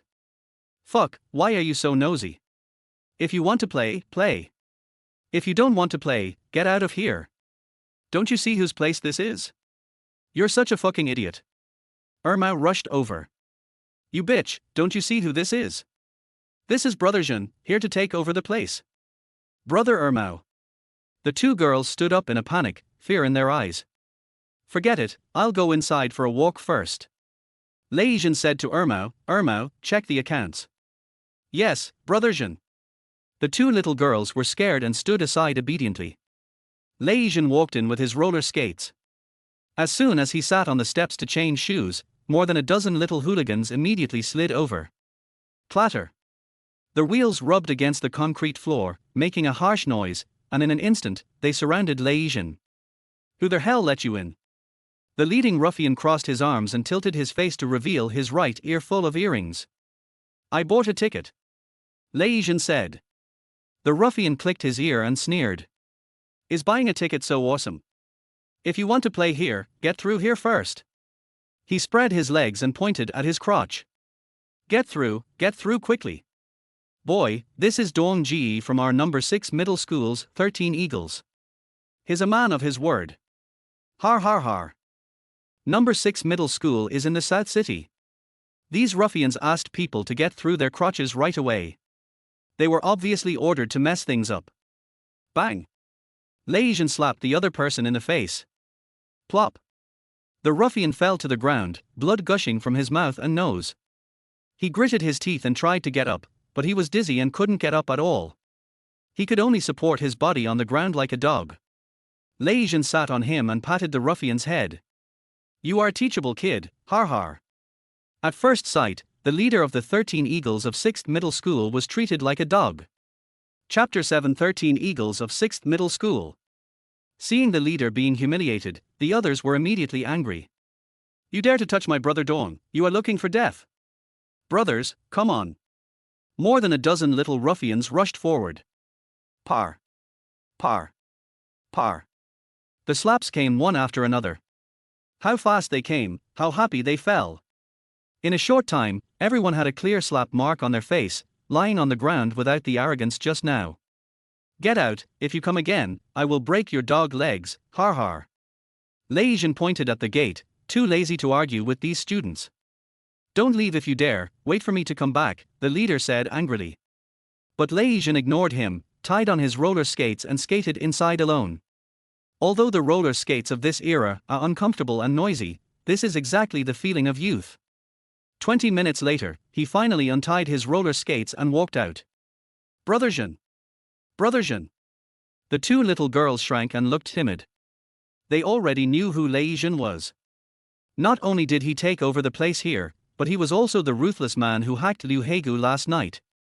"Wash your face," Lei Zhen said. "A good girl must be painted like a ghost. Is it really beautiful?" "Yes." The two little girls went to wash their faces, and Irma came over with the account book. "Brother Zhen, the daily turnover is only a few dozen yuan, but the roller skating rink of Sanluzi in the south has a daily income of 1 or 2,000 yuan. The roller skating rink is still very popular, 5 yuan for 3 hours, and 10 yuan for unlimited time. This rink can accommodate 50 or 60 people at the same time. Normally, it is not a problem to make 1,000 or 800 yuan a day, but now it is only a pitiful few dozen yuan. The company didn't want the place in the first place." Lei Zhen took a puff of cigarette and said, "Because the return is not proportional to the effort, I guess the transfer contract has been prepared." "Brother Zhen, how did you know? There is really a transfer contract in the drawer." Irma was shocked. "Will anyone sell drugs at the roller skating rink?" Lei Zhen asked. "Of course not, who sells that stuff at the roller skating rink?" Irma shook his head and said, "They are all sold in dance halls and nightclubs." "Isn't that right? The company fought hard with the 3 donkeys in Nanchang for the place, and then exchanged it for a roller skating rink with a daily income of 1,800? Irma suddenly realized, and his eyes showed admiration. Lei Zhen exhaled a cigarette. His face was not very good. "This damn Gao Wu is a bit interesting. He threw the place that was about to be transferred to himself. On the surface, he said he wanted to see his ability, but in fact he didn't take me seriously at all. It's good." Bang! Bang! Bang! The sound of steel pipes knocking against the door rang out, and the 13 little hooligans who had just escaped walked in, all bare-chested with the same tattoos, arrogant and insolent. "You, squat down." One of the little hooligans pointed at Irma. "Har har har, little brat." Irma laughed. "You're trying to get out of here before your hair has even grown." "I'm dying of laughter." "Get lost." Lei Zhen kicked him. "I told you to squat down, why don't you hurry over?" Har har. "Yes, yes, I'll squat down, har har." Irma was overjoyed. He really wanted to tell these hooligans that Brother Zhen was not an ordinary fighter, let alone 18, even 80 would have to lie down. "I am Liao Hongbing, the leader of the 13 Eagles of number 6 Middle School. Did you beat our 8th brother?" The leader shook the steel pipe and grinned. "You are so brave. How do you think this matter should be resolved?" Bang, bang, bang. The other 12 steel pipes struck at the same time, quite powerful. "Kneel down! Kneel down! Kneel down!" 18 people roared at the same time, and the sound echoed in the roller skating rink, from quite powerful to overwhelming. Lei Zhen's body shook. This scene was too exciting. It was hard to hold back. "I'm really sorry. I have heard of the great name of you 13 little chickens for a long time. Today, I saw that you are indeed extraordinary. Har har har, sorry, I really can't help it. You are looking for death. Hit me, if you kill me, it's my fault." The 13 Eagles of number 6 Middle School struck angrily, holding the steel pipes and smashing Lei Zhen's head. Par. The slap sounded. Par. The slap sounded again. Par. The slap sounded again. It was still a slap, nothing new. But these students were only worthy of slaps. Although they looked fierce, they only bullied the honest children. Their fighting ability was not ordinary. In less than 10 minutes, all 13 eagles from number 6 middle school were beaten to the ground. They were bruised and swollen. They were as embarrassed as they were just now. They all squatted on the ground with their heads in their hands. Squat well, step back half a step with your right foot, put your front foot on the ground, sit on your right heel, and raise your chest and head. Lei Zhen scolded. The 13 students squatted quickly, fear in their eyes. Because the other party was too good at fighting. Students should go to school well. What future can they have if they mess around in society? Lei Zhen said with a pleasant face, the ultimate result of coveting a moment of coolness is to get lost and eventually ruin your life. They were all students who were corrupted by bad habits. He didn't want to make things difficult for them. After all, he was also at this age, so a lesson would be enough. He spoke eloquently and non-stop for more than half an hour. Poor little chicks were about to cry. They didn't feel anything at first, but after a few minutes they realized the horror of squatting, which was simply human suffering. Half an hour, the veterans of the army had to collapse. Brother, I know I was wrong. Can't I go back to school now? I swear, I will study hard and make progress every day in the future. The little chicks were in tears and swore to study hard. In that case, I will test you. If you answer wrong, you will be slapped. If you answer right, you can leave. Okay, brother, you ask questions, don't ask too difficult ones. Looking at the collapsed faces, Lei Zhen felt that he had almost finished cleaning up. After a little thought, he came up with a question that even elementary school students could do. The moonlight in front of the window, I wonder if it is frost on the ground. I look up at the moon and look down at my hometown. What is the name of this poem? The 13 people were confused and shook their heads blankly. Don't know. Don't know. You don't know such a simple thing. Lei Zhen was furious and slapped them in the face. This poem is called Quiet Night Thoughts. Who is its author? The 13 people still shook their heads blankly. Continue to slap each person. After 10 or so questions, the faces of the little chickens were swollen and almost transparent, and they were driven out by the completely speechless Lei Zhen. Woo! Who is Li Bai? I just remember that Li Bai gave me 3 big slaps. Who is Du Fu? He gave me 4. Who is Li Bai? Mao thought hard but didn't know, and the 2 sisters also didn't know. Do you know who Li Bai is? Lei Zhen asked. Brother Zhen, we don't know. Mao said cautiously, but we know that there was a poet named Li Kuei in the Tang dynasty. Li Kuei. Lei Zhen patted his head. This is a parallel world that is almost the same as Earth. Most of the things are the same, but there are still many differences. For example, there is no poet Li Bai in this world. He rubbed his head, bit a cigarette and walked out. Brother Zhen, where are you going? To reason. Lei Zhen stretched and walked out slowly. It is impolite to give without giving. He doesn't care what happened to this place in the past, but it was smashed on the first day he took over, so he must go over and reason. Chapter 8 My reason is my fist. Ingzue South Road, Red Square. This is San Luzi's roller skating rink, which is only 300 or 400 meters away from Lei Zhen's rink. It's a typical competition to grab business. After entering, you can hear the exciting sound of the wild wolf shiko, and the 4 rolling balls above the field continuously project colorful lights.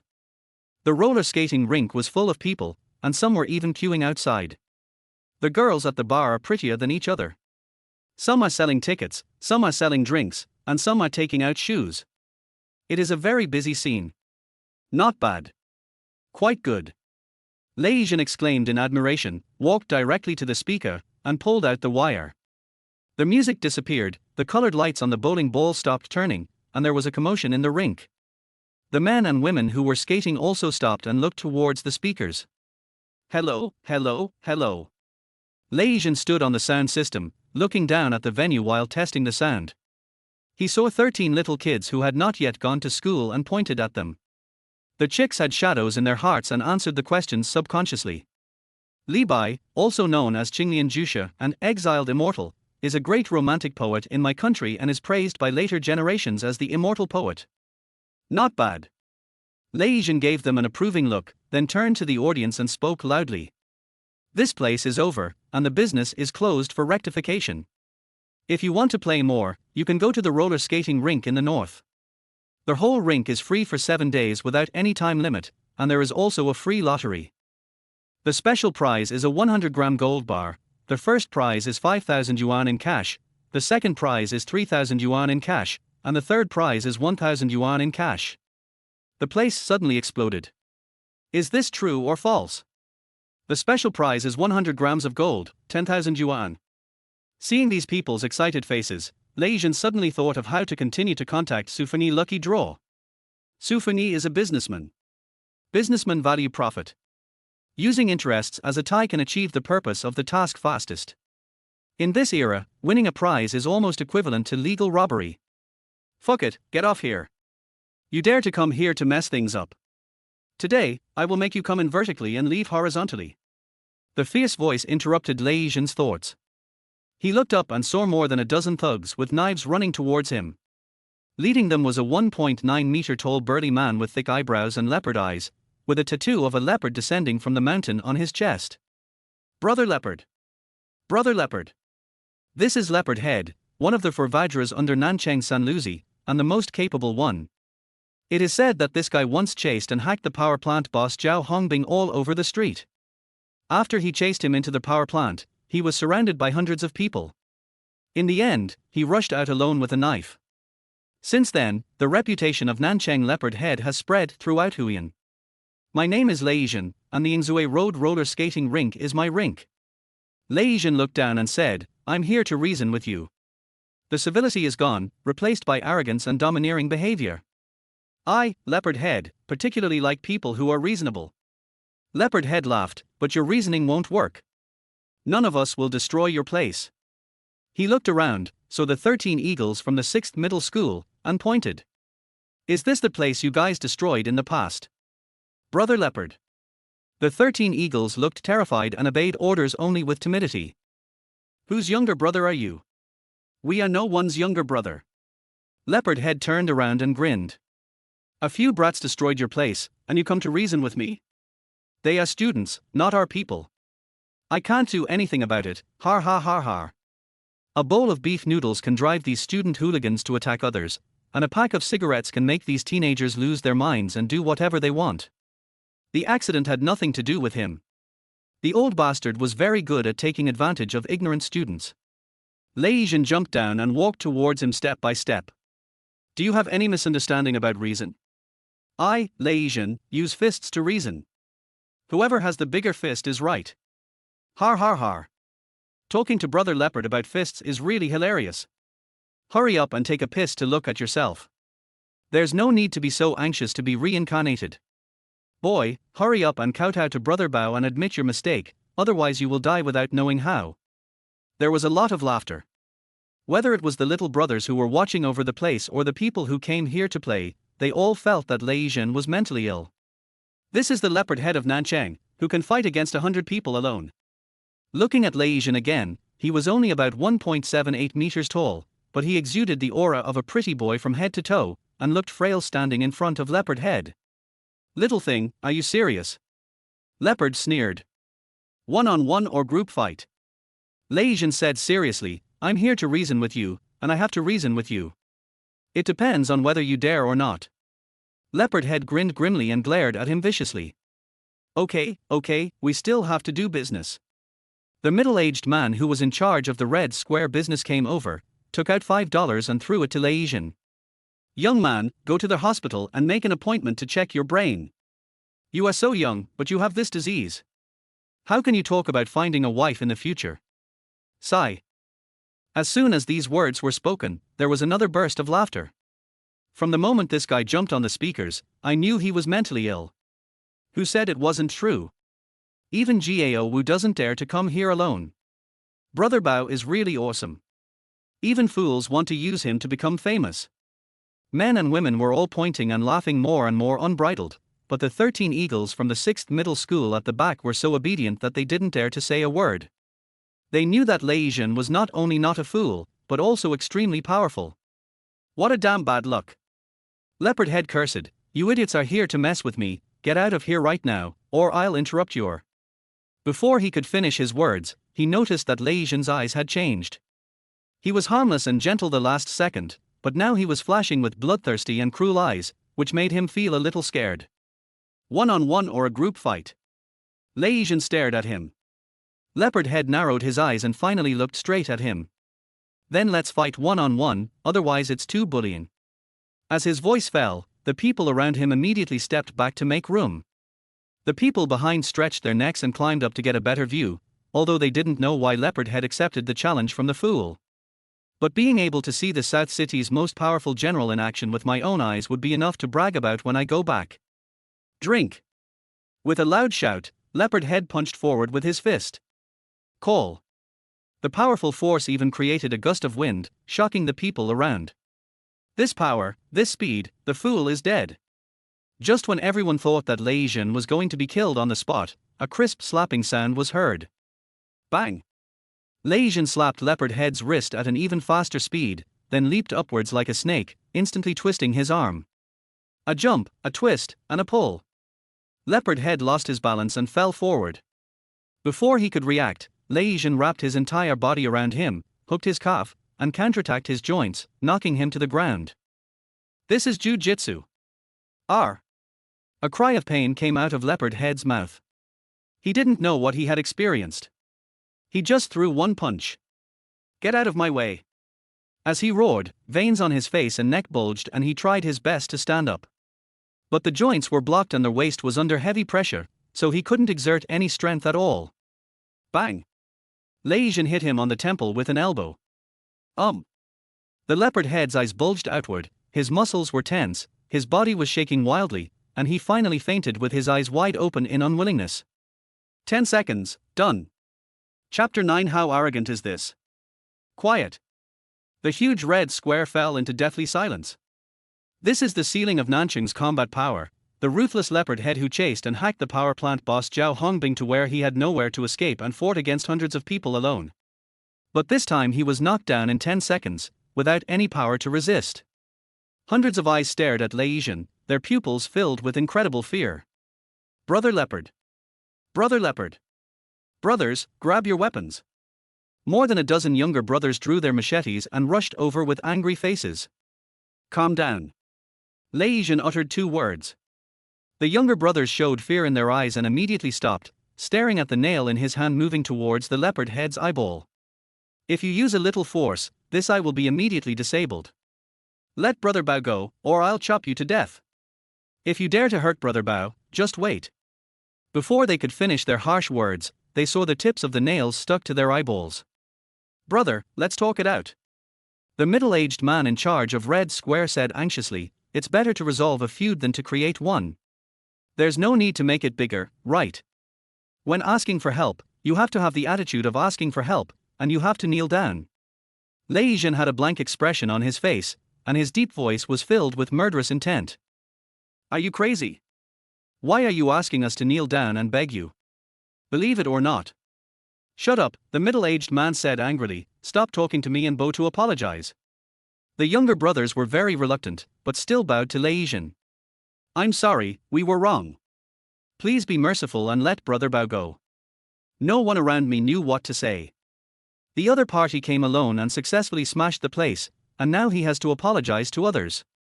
It's simply heartbreaking. You are not sincere enough. You have to kneel down. Lei Zhen tilted his head and smiled, friendly reminder, don't use a knife in front of me. It's bad for your health. Liu Hegu used a knife on me last night, and now he is in a bad condition. Hiss. Everyone gasped. It turned out that this was the ruthless man who had killed dozens of Liu Hegu's men last night.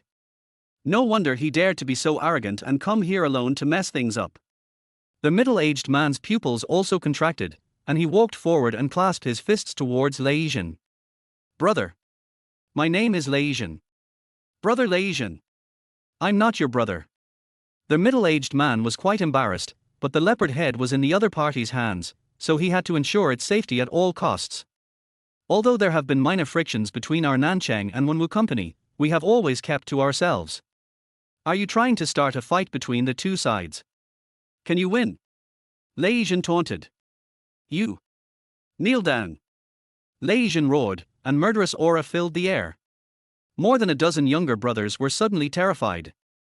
They didn't know how to describe this feeling, they only knew that the man in front of them really dared to kill people on the spot.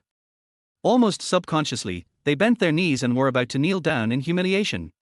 Har har har, I'm just kidding, are you serious? Lei Zhen laughed loudly, the murderous aura on his body disappeared without a trace, his cruelty and brutality also faded away like the tide, and gentleness returned to his face. He turned and looked at the middle-aged man. This old man, you are a respectable man. Just now you gave me $5 to see my brain. I, Lei Zhen, am very grateful.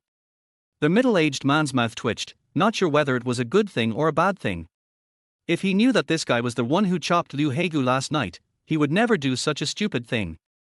I'll give you face today, let's forget about this matter. Lei Zhen looked dignified. Thank you very much.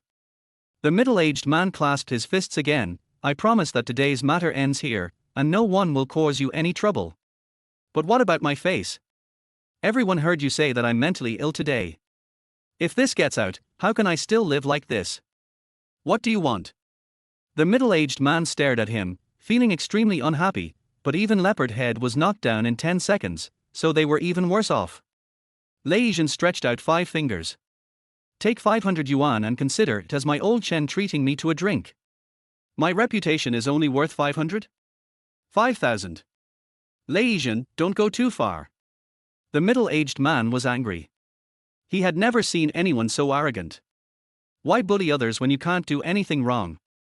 Lei Zhen said with a smile, I'm talking to you with a smile now, don't wait until I stop smiling, har har. When you are under someone's roof, you have to be humble. No, no, no, this is their territory. They are forced to bow to the fierce dragon that has crossed the river, and have to swallow this humiliation. Take 5,000. The girl in charge of selling tickets quickly took out 5,000 yuan and handed it over. Brother, you are somebody. Lei Zhen took the money, his eyes fell on the girl, and he reached out and slapped her but hard. R. The girl exclaimed. It feels good, reward. Lei Zhen stuffed 5,000 yuan into the girl's bra, stretching her small A into a big D. I'll fucking kill you. One of the younger brothers couldn't bear it anymore and chopped at him with a knife. Lei Zhen's eyes flashed and he kicked out. Bang! The younger brother flew backwards with blood spurting out of his mouth and fainted before he hit the ground. Such terrifying fighting power. Under everyone's awed gazes, Lei Zhen put a cigarette in his mouth and walked out with a staggering step. No one dared to stop him, even though the middle-aged man's eyes were spitting fire. By the way, Lei Zhen suddenly turned around and waved at the middle-aged man. Brother, come and play with me when you are free. You are a friendly person. After saying this, he walked out of the red square with a smile on his face. Looking at Lei Zhen's disappearing back, the middle-aged man's face was as ugly as it could be. The younger brothers stood there at a loss, not knowing whether they should pick up their knives and start chopping. As for the more than 100 people playing here, they were all shocked by Lei Zhen's aura. He smashed the place, beat up the leopard head, made people kneel down, asked for money, and by the way, flirted with the most beautiful girl in the place. When I left, I invited people to come over and play. How arrogant is this? Others would at most just give someone a hard slap on their face, but this guy would tear off someone's face and throw it on the ground, then stomp and crush it like crazy. Killing people is not the right path, this is a serious matter. We are closed today. The middle-aged man said with a sinister look in his eyes, everyone please go back. If you want to continue playing, you can go to the north. Everyone left quickly, fearing that they would be the last one. When they came out of the red square, they saw Lei Zhen standing there with a smile on his face, full of enthusiasm. Is the show over? I'm afraid you don't believe that my place is free for 7 days, so I came here specially to wait for you. Come on, come to my place to play, hee hee. These people had miserable faces. Just now the middle-aged man asked them to go to the north to play, which was just an angry sarcasm. Who dares to go? But now Lei Zhen was blocking the door, inviting him warmly. Who dares not to go? No one is left behind, all of you go. Lei Zhen glared, if you don't hurry up and get a free ride, you are either a loser or a moron, hurry up and leave. He led more than 100 people into his place. Irma was stunned, and the two girls were also confused, and then they hurriedly distributed roller skates. Chickens. Lei Zhen looked at the 13 eagles from number 6 middle school who were timid and hesitant. Brother Zhen, I know Du Fu. He is a realist poet. Together with Li Bai, he is known as Li Du and is praised as the poet saint. I also know that Li Bai is the immortal poet. A conditioned reflex, a very sharp reflex. Chapter 10 seems to be flirted with. Watching the place is a tiring job, but fortunately there are many beautiful girls who are pleasing to the eye. No beauty, no filters, the natural face is full of youthful beauty. While admiring the beauty, Lei Zhen was thinking about the lottery. In his memory, the first welfare lottery was issued in 1988, and then banks launched a popular deposit and lottery activity in order to attract deposits. If you deposit 20 yuan, you can enter the prize list once. The prizes include color TVs and washing machines, which were in great demand at that time. The savings were absorbed like crazy in just a few years. It seems that after 1992, the bank's deposit lucky draw activities disappeared, but the following period was the craziest period of lucky draws, which lasted for nearly 10 years. Brother Zhen, K is here. Irma's voice sounded. Lei Zhen looked up and saw Lao K running in a hurry with 60 or 70 people. Brother, why are you still here? Hey, where did they borrow so many people from? Lei Zhen was surprised and asked, are they planning to seize the construction site? What the hell, you slapped San Luz's face until it was swollen. When I heard about this, I quickly found some brothers to prevent them from blocking you. Brother, can you please take it easy? You should give people some face, otherwise it will easily block the road. Old K was really anxious. After hearing that Lei Zhen had smashed the other party's place, he quickly found someone and rushed over in a hurry. Brother, you are so thoughtful. Lei Zhen patted his shoulder and said with a smile, don't worry, San Luzi will not come today. How do you know you won't come? Because I tore his face off. You? Old K was also helpless. He remembered that when this brother was in the cell, he was very smooth and nice in his words, but why did he change after he got out? What did Brother Wu say? Lei Zhen asked. Brother Wu didn't say anything, but he didn't look too happy.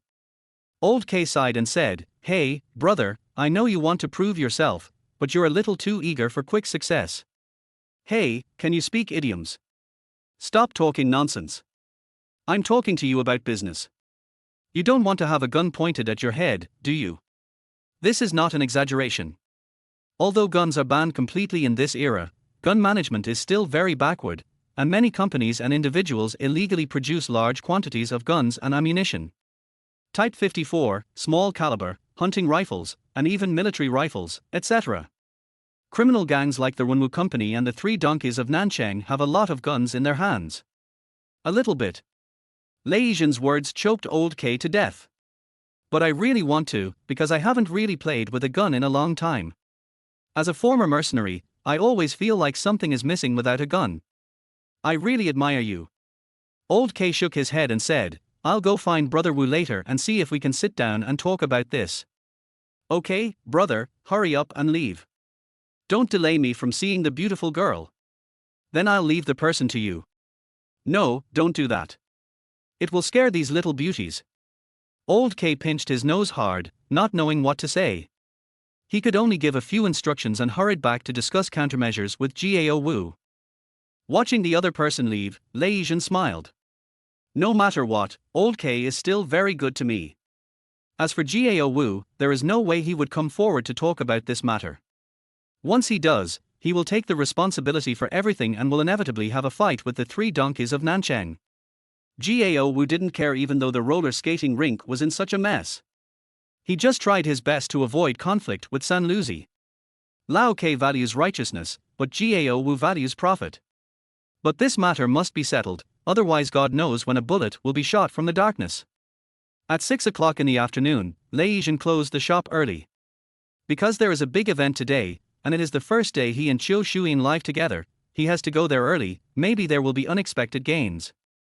Well, I need to prepare some gifts.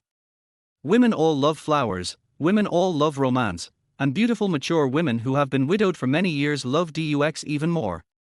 Damn, no money. Lei Zhen felt his pocket and found only $1, which was left over after he bought a pair of jade earrings for 999 yuan. He bought a hairpin on the street for 50 cents, and then spent 20 cents on a lollipop, leaving him with 30 cents. In this lovely era, even $1 can't be spent. Han Yuan community, 450 per square meter. In the era of housing allocation, this kind of commercial housing located in the central urban area, with excellent location and environment, can definitely be considered as high-end residence. $5,000, I really should see a doctor. Lei Zhen pounded his head, feeling sorry for the 5,000 yuan he had thrown away in the afternoon to show off. He would rather have filled Hui'an's house with flowers. The lottery must be carried out as soon as possible. I also need money. Building 8, number 106. Knock knock knock. The door opened and Zhao Hui'an appeared in front of him. Hiss. Lei Zhen was stunned, and instantly felt an electric shock. The Zhao Hui'an in front of me has her hair casually tied up, wearing a pure cotton sleeveless shirt with floral patterns on her upper body and 3/4 home pants of the same material on her lower body. She exudes a refreshing fragrance all over her body. Even the most ordinary summer homeware is stretched out by this beautiful mature woman, especially her perky buttocks, which are surprisingly round even from the side lines. Plump and juicy. This is the sexiness of a virtuous woman, the fatal temptation of a good family. What are you looking at? Zhao Hui'an frowned. Look at my old love. Hui'an, be gentle, your ears are almost pulled off. Lei Zhen was pulled in and grimaced in pain. Is it because I can't control you anymore? Did you call her Hui'an? If you keep talking to me in a slick way, I'll punish you. Zhao Hui'an kept a stern face and maintained her dignity as the class teacher. I don't mean to be glib, but... Lei Zhen rubbed his ears and suddenly became extremely serious. Can you really get into the right state? The mission has already begun. You are my lover. We have been having an affair, then having an affair, and now we are living in an open and above-board relationship. But you can't even get into your role right now. What are you thinking about? After being scolded by the student, Zhao Hui'an frowned and was interrupted just as she was about to open her mouth to refute. Being undercover is not like making a movie. No matter how good your acting skills are, you can't achieve perfection. You have to fully integrate into life. Your character is a woman who breaks free from her inner shackles and pursues love recklessly.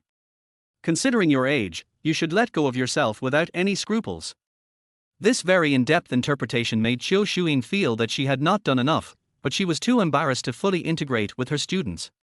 But a mission is a mission, and she is aware of the importance involved. I'll try to adapt. It's not about trying to adapt, it's about you having to fit in now. No one will give you time to adapt. Zhao Hui'an had nothing to say. She is also a teacher at the police academy. She is no stranger to undercover work and has a clear understanding of the general theory. Being an undercover agent, there is indeed no time to adapt. Hui'an, I'm sorry, my tone was a bit harsh. Lei Zhen sighed and said, since you choose to divorce and follow me, then I, Lei Zhen, will never let you down. Thunder. As soon as Zhao Hui'an opened her mouth, Lei Zhen hugged her tightly. At that moment, she felt like she was struck by lightning and her body tensed up involuntarily. But the numbness that follows makes people feel ashamed and angry, as if countless small ants are gnawing at their bodies. Although they are clearly resisting in their hearts, their bodies feel the pleasure they desire. It starts with a hug. We are on a mission. Yes, it's for the mission. Feeling the heat coming from my ears and smelling the strong masculine scent. Zhao Hui'an's body slowly softened, her breathing began to become rapid, and her pretty cheeks flushed, until a hand quietly pinched her hips. What are you going to do? What do you think I should look like at my age? Relax, I'm helping you get into character. I'll go cook first. Zhao Hui'an was in a state of confusion. She turned around and walked quickly into the kitchen. Keep taking deep breaths to relieve any abnormalities in your body and mind. She agreed with Lei Zhen's analysis of the undercover agent, but she always felt that something was wrong, as if she had been flirted with. Chapter 11, Gun pointed to their head. The ice must gradually melt, and a good family must endure slowly. The first day of living together was quite a surprise. The sound of the shower in the bathroom almost made Lei Zhen lose sleep. It was not until after 10 o'clock the next day that he lazily arrived at the roller skating rink. Old K's younger brothers were standing at the door, and they all stood up after seeing Lei Zhen. Brother Zhen. Brother Zhen. Brother K is here. I'm waiting for you inside, Brother Zhen. Without waiting for Lei Zhen to go in, Old K, who heard the noise, ran out in a hurry. Why are you here so late? It's almost 12 o'clock. Come with me quickly. Who to kill? Have a meal. Old K came to wait for Lei Zhen at 8 o'clock, but he waited and waited but he couldn't show up. There was no phone call or pager. He only saw him when it was almost time. Who are you eating with? Lei Zhen asked. San Luzi. Lao K said quickly, I asked Brother Bin to be the middleman and arranged for San Luzi to have lunch at the textile factory at 12 noon. This is about negotiation and settling things. It must be said that Old K is indeed a righteous man. He personally found someone to help Lei Zhen settle the matter. Brother Wu asked you to do it. Lei Zhen asked. Brother Wu had acute appendicitis yesterday and went to the provincial capital to see a doctor overnight. He asked me to take care of it before he left. Lei Zhen smiled. As he expected, Zhao Wu would not interfere in this matter. He just didn't expect him to pretend to be sick. Brother, I'm afraid we can't talk about it. So I specially invited Brother Bin. He has a good relationship with San Luzi's eldest brother. Even if I am not qualified, San Luzi has to give Brother Bin some face. Looking at Old K with a worried look on his face, Lei Zhen lit a cigarette and wondered how he could protect the other party once the crackdown began. Apart from anything else, the fact that he helped me out regardless of his position was enough to prove that he was sincere to me. You have to know that not everyone is qualified to discuss this kind of thing. If you are not qualified, you deserve to be hacked half to death if you run over there. I can handle it. Lei Zhen said with a smile, it's just a 3S donkey. I know you can fight, but can you fight all of Nancheng? Old K said angrily, I'm afraid you'll die on the street. Even the strongest fists are afraid of swords and guns. Come with me now. Okay, I'll just go with you. Why are you being so shameless? You might think I hooked up with your girl. Why don't you try to hook up with one? Then find one first. Wild chickens don't count. Fuck, I just like eating chicken. Har har har. After chatting for a while, the two took a taxi and headed towards the textile factory. This is neither the Three Donkeys territory nor the Wenwu Company's territory, so it would be fair for both parties to negotiate here.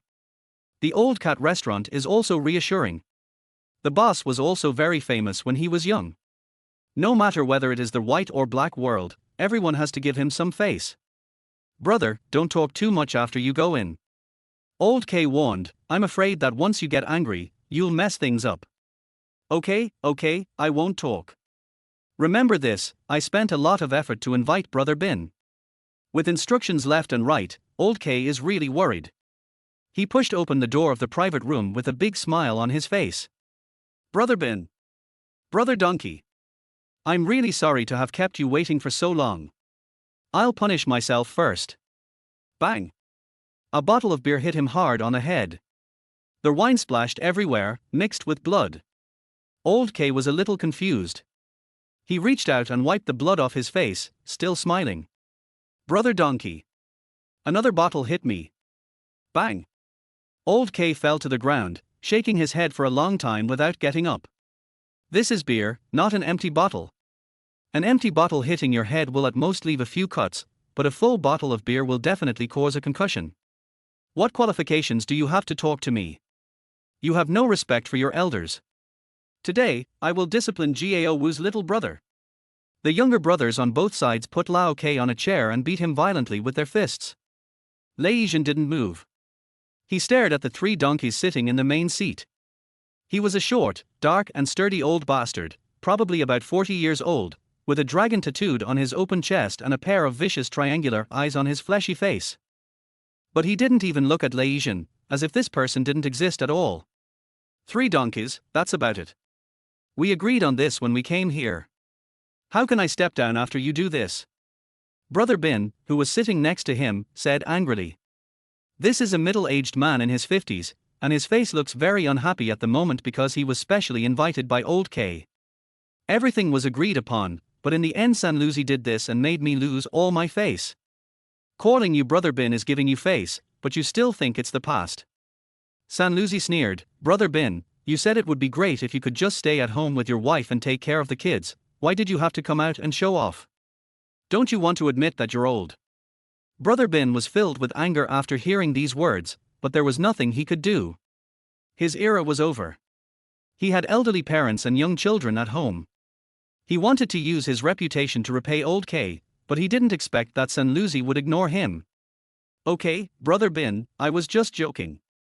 Sanluzi patted the other man on the shoulder and said with a smile, based on your relationship with my eldest brother, I have to give you face. Okay, stop fighting. The two younger brothers stopped immediately and left old K, with blood all over his face and mouth, slumped on the chair. It was not until this time that Sanluzi glanced at Lei Zhen. Kid, weren't you very arrogant when you smashed my place? You can't handle it yourself, so you let your boss come forward. Do you think he has a say in front of me? If you get involved in a gang, you have to bear the consequences yourself. Look at what you have done to your boss, har har. Lei Zhen didn't say anything and didn't take any action. He watched old K being beaten until he vomited blood. It was not that he was unwilling to take action, but that he had to let the other party take it. There will be a severe crackdown next year, and he wants to protect Lao K. Today, Lao K took the blame for himself, so he can write a note about it in the report, which can be considered as the other party protecting his undercover agent, and it can be considered a meritorious service. Third donkey, come at me, damn it. Old K, with blood bubbles all over his mouth, gritted his teeth and said, I will take the blame for what my brother has done. It's not his fault that he has a simple mind, because he is full of loyalty. I'll carry it myself. Lei Zhen walked to the table, opened a bottle of white wine and raised it to Sanluzi. I'll finish this bottle of wine first. He tilted his head back and poured the strong liquor into his mouth, gulping it down completely as if it were water. Bang! The empty wine bottle was placed heavily on the table, and Lei Zhen's eyes turned red due to the stimulation of alcohol. I'll drink the wine, and this matter is over. The arrogant voice stunned the three donkeys, and they subconsciously wondered if this little brother was mentally ill. Who are you to speak to me like this? Par par par. The three donkeys clapped their hands, stood up, stretched their heads and looked at Lei Zhen with their triangular eyes as if he was an idiot. You are really brave. I am beginning to admire you. Lei Zhen, right? I'll remember your name. Next year I'll burn yellow paper for you. A black 5-star sword was pressed against Lei Zhen's forehead. Chapter 12. It's all my brother's fault. You're such a good fighter, let's see which is more powerful, fists or guns. Fuck you, do you really think I'm a soft persimmon? When I was out there messing around, you were still playing in the piss and mud. The three donkeys had ferocious looks and murderous intent on their faces. Remember, use your brain when you reincarnate in your next life. Don't be like you are now, so stupid that you don't even know what you are. Fight me. Die. He picked up the mobile phone and made a gesture of cutting his neck to the younger brother holding the gun. At this moment, Lei Zhen stretched out his hands like lightning and slapped his younger brother's wrists crosswise. Bang!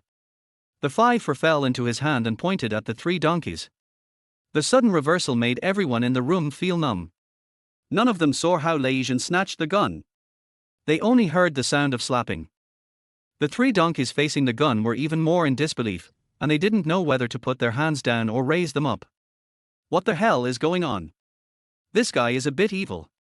It's not weird, but Lei Zhen once practiced 8 kinds of gun snatching techniques, among which the one of snatching the gun by hitting the forehead is the simplest. Is it cool? Lei Zhen asked. Cool. Sanluzi was sweating profusely, unable to understand how the gun got into the other party's hands. Applaud. Par par par. The three donkeys clapped their hands and tried hard to smile. Brother, I was just kidding you. In this open world, I wouldn't dare to kill anyone even if I had the guts of a leopard. I would be shot for that, hee hee. The old bastard was not talking about himself, but was reminding Lei Zhen that killing was illegal, and he would not be able to escape if he killed himself. That makes sense. Lei Zhen put the gun on the table, picked up the chopsticks and started eating. He was really hungry. When he woke up in the morning, he found that Hui'an hadn't even cooked breakfast. He came here intending to have a good meal, but ended up drinking first. It is indeed not good to drink on an empty stomach. It will make your stomach feel burning and make you drunk very quickly. Eat. Eat as much as you want. Today is my treat. Sanluzi pretended to be generous and said, "No fight, no friendship. I'm determined to be your brother." Har har. As he spoke, he placed his conspicuous mobile phone on the table and quietly reached for his lower back with his left hand where there was a gun. Whoosh! A peanut was picked up by Lei Zhen, drew a parabola in the air, and landed right on the other person's head. Bang! Gunshots rang out. The peanuts were crushed into crumbs. Sanluzi was startled by the gunshot. When he saw Lei Zhen slowly put down the gun, he felt a burning pain on his scalp. He reached out and touched it, and found a burn on his scalp from where the bullet had rubbed it. Only then did he realize that his head was almost blown off. Brother Bin and his younger brother next to him saw it more clearly. Lei Zhen deliberately picked up a peanut and then shot it to pieces. This speed, this shooting skill. Boss! Boss! A group of younger brothers armed with machetes rushed in and saw that their boss face was pale. Brother Zhen and I are drinking, why are you guys joining in the fun? Get out!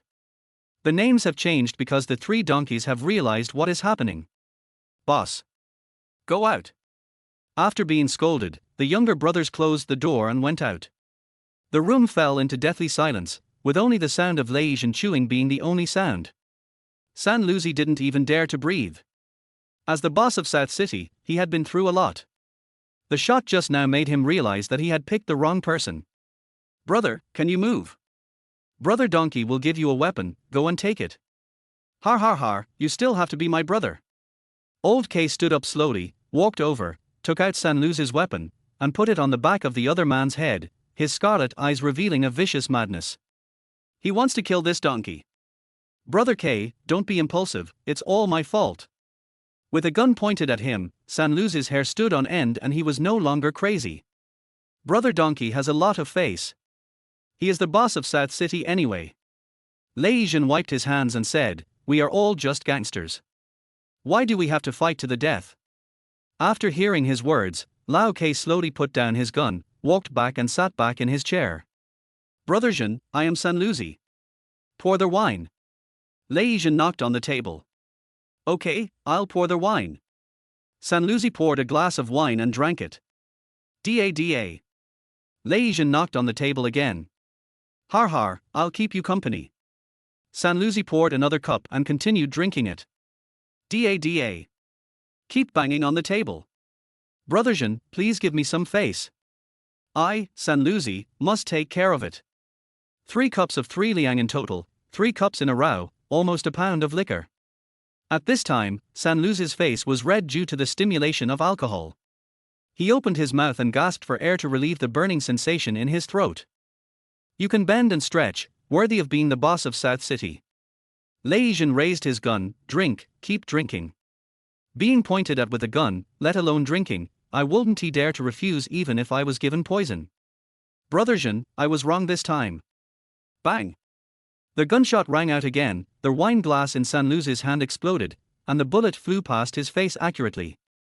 The 3 donkeys sat down on the chair and kept swallowing their saliva out of fear. If I felt scared just now, now I am experiencing death firsthand. He didn't dare to speak anymore. He changed the cup and kept pouring and drinking. In just a few minutes, he drank more than 2 kilograms of liquor. Puff! 1 spurt out, 3 donkeys live. Another peanut bounced up and landed on his head again. Bang! The sound of gunfire exploded in his ears, and Sanluzi woke up instantly. I drink. Under the threat of death, talking about dignity is a joke. What's South City boss? It's all bullshit. He knew clearly that the other party was playing tricks on him, but he had no choice but to give in under the gunpoint. Soon, another 2 kilograms of liquor were consumed. The 3 donkeys collapsed. Brother Zhen, please stop playing tricks on me. Whatever you say is what it is. I really can't drink anymore. After drinking 4 kilograms of liquor in a short period of time, even the Shandong deputy escort would cry. During this process, Brother Bin and his 2 younger brothers nearby just watched the 3 donkeys transform from humans into donkeys. Brother Donkey, you are real man. Lei Zhen said. Hearing this, San Luz's nerves relaxed and he fell heavily to the ground, but he immediately stood up again with the help of a chair. Brother Zhen, you said. What I mean is that no matter whether it's overt or covert, as long as you, Brother Donkey, want to play, I, Lei Zhen, will be with you 24 hours a day. I dare not, I dare not. Whether it's a chase or an assassination, you can use as many tricks as you want. If you can kill me, I'll admit that you're a man. If you can't kill me, all your cats and dogs will die. But you only get one chance, Donkey brother, you must cherish it. Their voice was full of sincerity, but Lei Zhen's eyes were full of contempt and ridicule, as if he was looking at an ant, or even a dead person. There's no way. It's a habit I developed in my previous life. I want to kill people when someone looks at me unfriendly. Of course, I still hope Brother Donkey will show mercy and let me go. Lei Zhen lit a cigarette and said with a smile, we are out here to make money, there is no need to fight to the death, right? Har har. The three donkeys nodded desperately, not daring to look into his eyes again. Knock, knock, knock. There was a knock on the door at the right time. A middle-aged man with broad shoulders and a strong waist, but smiling like Metria Budo, walked in. I say San Luzi, that's enough. Brother Bin's face alone is not enough, so how about adding my face? It's not a revenge for stealing my wife and killing my father, is it that serious? Brother Bin, how about we both risk our reputation and help Brother Lei Zhen to guarantee it? Okay, no problem. It was the old cat who came, and he came at just the right time. The words he spoke were even more beautiful, and with just a few words he lifted the three donkeys back up. Because there were people behind him, the restaurant was packed, the streets outside were packed, and there were hundreds of taxis rushing here. Since Brother Mao and Brother Bin have guaranteed it, there will be no problem. The previous matters will be written off. San Luzi staggered out with the help of his younger brother. He didn't want to stay here for a moment to face the horror of Lei Zhen. Brother Donkey! Brother Donkey! Brother Donkey! Outside were people from South City, and they looked very imposing. From today on, we will write off all our grievances with Lei Zhen. Let's go. Yes. For catties of liquor broke San Luz's nerves, 3 bullets crushed his courage, and in the end, he even lost the will to resist. Chapter 13. Let go of those 2 girls and let me take over. The crowds in South City retreated like a tide, and the Lao Mao restaurant returned to its normal state. This damn donkey ruined my lunch business. Hey, please clear the table, cut the braised beef tongue into 2 plates, smash the cucumber, and cut the pig ears. Hurry up. Old Cat shouted outside, and after making all the arrangements, he turned around and looked at Lei Zhen and the other 2. Lei Zhen, how about changing venues? Today is my treat, can you please give me this little bit of face? He ignored Brother Bin, who had the highest seniority, and ignored Old K, and went straight to Lei Zhen. Brother Bin, what do you say? Lei Zhen looked at Brother Bin and asked for his opinion. What else can I say? Not only did I fail to help today, but I also made Old K become like this. It's really. Brother Bin waved his hands with a wry smile on his face. He didn't dare to make this decision. Brother Bin is fine, Brother K and I are fine. Lei Zhen said with a smile, sorry to trouble Brother Mao. Hey, it's our own restaurant, what's the trouble? Come on, let's have a good drink, hee hee. Brother Mao smiled even more brightly. Just now, he asked people to deliberately bypass Brother Bin and Lao K, just to see what this arrogant young man would do. It turned out that Lei Zhen knew his limits and acted quite steadily, without any of the arrogance and domineering attitude he had just shown when facing the 3 donkeys. This is so rare and precious. They changed to another table and the 4 of them sat together drinking. Brother Bin was obviously in a bad mood. He got drunk after drinking only half a catty of wine. No matter how we tried to keep him, he would not stay and took a taxi home. Old K, who was covered in wounds, only drank half a cup and was picked up by his younger brother and sent to the hospital. Lei Zhen, how old are you this year? Asked the old cat. Brother Mao, if you have any instructions, just tell me. Lei Zhen said with a smile, I am just a little brother, thank you for your kindness. Little brother? With your skills, you will be able to call the shots in Hui'an in the future, said the old cat. Lei Zhen quickly waved his hands and said with a smile, Brother Mao, please stop making fun of me, okay? With my personality, it's good enough to be alive. Are those who have seen blood and killed people so low-key? Brother Cat, what do you mean? I've had a round battle, but I never told anyone about it. Controversy? It's not easy indeed. The reason why Lei Zhen stayed was that he felt that the old cat was not simple. After entering, he didn't react at all when he saw the gun. This calmness and stability was not fake, and his eyes stayed on the bullet hole for a while. This is to look at the trajectory. To get involved in the underworld, you need power and background. Lao Mao said as he poured wine, although I am no longer involved in the underworld, I still have some face. Brother Mao, if you have something to say, just say it. Otherwise, this wine won't be drinkable. So I'm telling you straight. Just say it, har har. Become sworn brothers. Lei Zhen was stunned. He thought Lao Mao would ask him for help in something, but he didn't expect that the other party wanted to become his sworn brother. Why, do you look down on me, cat? The old cat glared at him and said, you will achieve great things in the future, can I, the old cat, hold you as my leg? Brother cat. I just want to ask you if you can do it, be quick. Okay. Having said that, Lei Zhen was not vague. Soon, the two men killed a big rooster, burned yellow paper and drank blood wine. They bowed to heaven, earth and the second master, and after completing all the procedures, the two became brothers.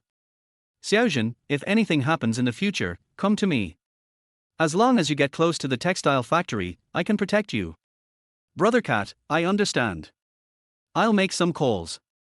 Lao Mao patted Lei Zhen's shoulder, walked to the counter, picked up the phone and dialed. Wife, I have a happy news for you. I have a new brother. I will cook more delicious dishes for you this weekend and call both children home for me, har har. When Lei Zhen heard the phone call, he almost choked on the smoke. He just wanted to follow the customs and think that becoming sworn brothers was just a small thing, but he didn't expect Brother Mao to be so thoughtful and call his wife first to tell her the good news. Xiao Zhen, come to my house this weekend to meet your sister-in-law. Old cat said with a smile, and your nephew and niece, don't forget to prepare a gift for them, har har. Brother, you caught me completely unprepared. Do you think I'm sworn brothers with you for fun? Today is only Monday, you have plenty of time to prepare. Your nephew has to come back from thousands of miles away. This is a big deal. Lei Zhen was about to say something when he saw Brother Mao pick up the phone again. Xiao Liu, flush Sun Lu's casino for me today. This guy dared to cause trouble in my hotel today. This matter cannot be resolved without 50,000 yuan. Oh my god, so fierce. It turns out that if you want to get involved in the underworld you need power and background, because what Brother Mao said on the phone was charge. Generally speaking, when gangsters mess up other people's place, it is called smashing, and when the uncles take action, it is called rushing. We often hear that someone's place has been washed away. This means that the uncles have sealed off the place. Xiao Zhen, are you satisfied? Brother Mao hung up the phone and said with a smile, you can take the 50,000 yuan later, hee hee. Brother, isn't this inappropriate? Lei Zhen shook his head. Old K got beaten for nothing, didn't he? These days, the white eat the black, and the black eat each other. Whoever has power behind him is the most powerful. You are cruel enough, but your heart is not black enough. Don't take the rules too seriously. They are made by people. Brother Mao spoke earnestly and pointed out Lei Zhen's shortcomings. Brother, what I mean is that 50,000 is not appropriate, it should be at least 200,000, right? The old cat was stunned and found out that he was totally wrong. This sworn brother was not kind-hearted, but he was so shameless when he became evil. 200,000. I don't even have the confidence to ask for it. After leaving Brother Mao, Lei Zhen returned to the roller skating rink. Maybe it was because I drank on an empty stomach, I felt dizzy. I found a room to lie down, closed my eyes and thought about what happened today. There is no need to say anything about Sun Luzi. This guy will definitely be well behaved from now on. The main thing is Brother Mao. Why did he become his sworn brother? Was it simply because he saw my potential? Or did he want to use me? Lei Zhen is suspicious, a habit from his previous life. At the same time, unconditional trust in people around me also stems from habits from the previous life. As a mercenary, you can't survive if you are not suspicious, and you can't survive if you don't trust your comrades around you. Brother Zhen, something happened. There was a burning sound in my ears. What's wrong, Xiaoli? The Prince of West City was molesting a girl in the field, and Irma was beaten as soon as he went over to stop him. Go and have a look. Prince. The nicknames these days are as rustic as they can be, like Prince, Grand Protector, this one is missing, that one is missing, and so on. Lei Zhen got up, lit a cigarette and walked out, when he heard the arrogant voice. Beat him to death. I'll be responsible if anything happens. How dare a few little brats stand out? Girl, obey our prince, I promise to make you feel like you are in heaven. More than a dozen thugs gathered in the middle of the venue. Irma was lying on the ground with blood all over his head, not knowing whether he was dead or alive. Shizanine from number 6 middle school was hit on the head with roller skates and was bleeding. The two young girls were surrounded by several people and were so scared that tears came out of their eyes. Lei Zhen couldn't help but roar. Beast, let go of those two girls and let me take over. All eyes looked over here. Brother Zhen is here. Brother Zhen is out. Chapter 14. Kneel down. Most of the people who came to play were the same people who came from yesterday. When they saw Lei Zhen coming out, they immediately felt at ease and showed respect in their eyes. Fuck, who leaked you out? An arrogant voice sounded, and a young man wearing bell-bottom pants, a mullet belt, a leather vest, and a unicorn tattoo on his arm walked out. Brother Prince. Brother Prince. The younger brothers who were beating the guy all said hello. This is the Prince of West City, with his hands in his pockets, exuding the smell of someone who doesn't know what an opponent is. He glanced at Lei Zhen, reached out to take his younger brother's roller skates, turned around and slapped the chick. Bang! Blood splattered and the chick fell to the ground. Keep hitting me. Yes. The prince smiled and walked in front of Lei Zhen with his head down. Is the place yours? He raised his head, extremely arrogant. Call. Lei Zhen exhaled a puff of cigarette and told himself that he must restrain himself and focus on the mission. Otherwise, given the other party's arrogance, he would have been dead. So I could only punch him. Bang! The prince leaned back, his upper lip torn by the fist, and his skin and flesh rolled up.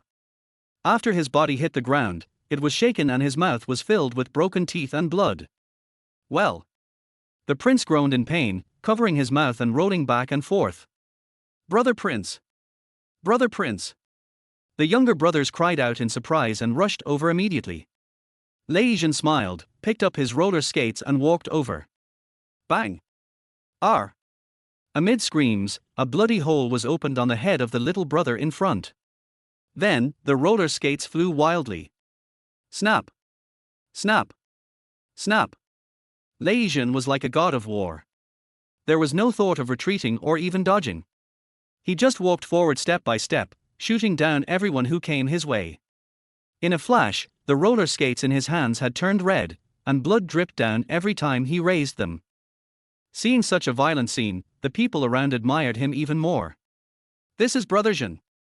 Brother Zhen is so cool and so strong. In a short while, more than a dozen thugs fell to the ground, holding their bloody heads and wailing. Do you know who I am?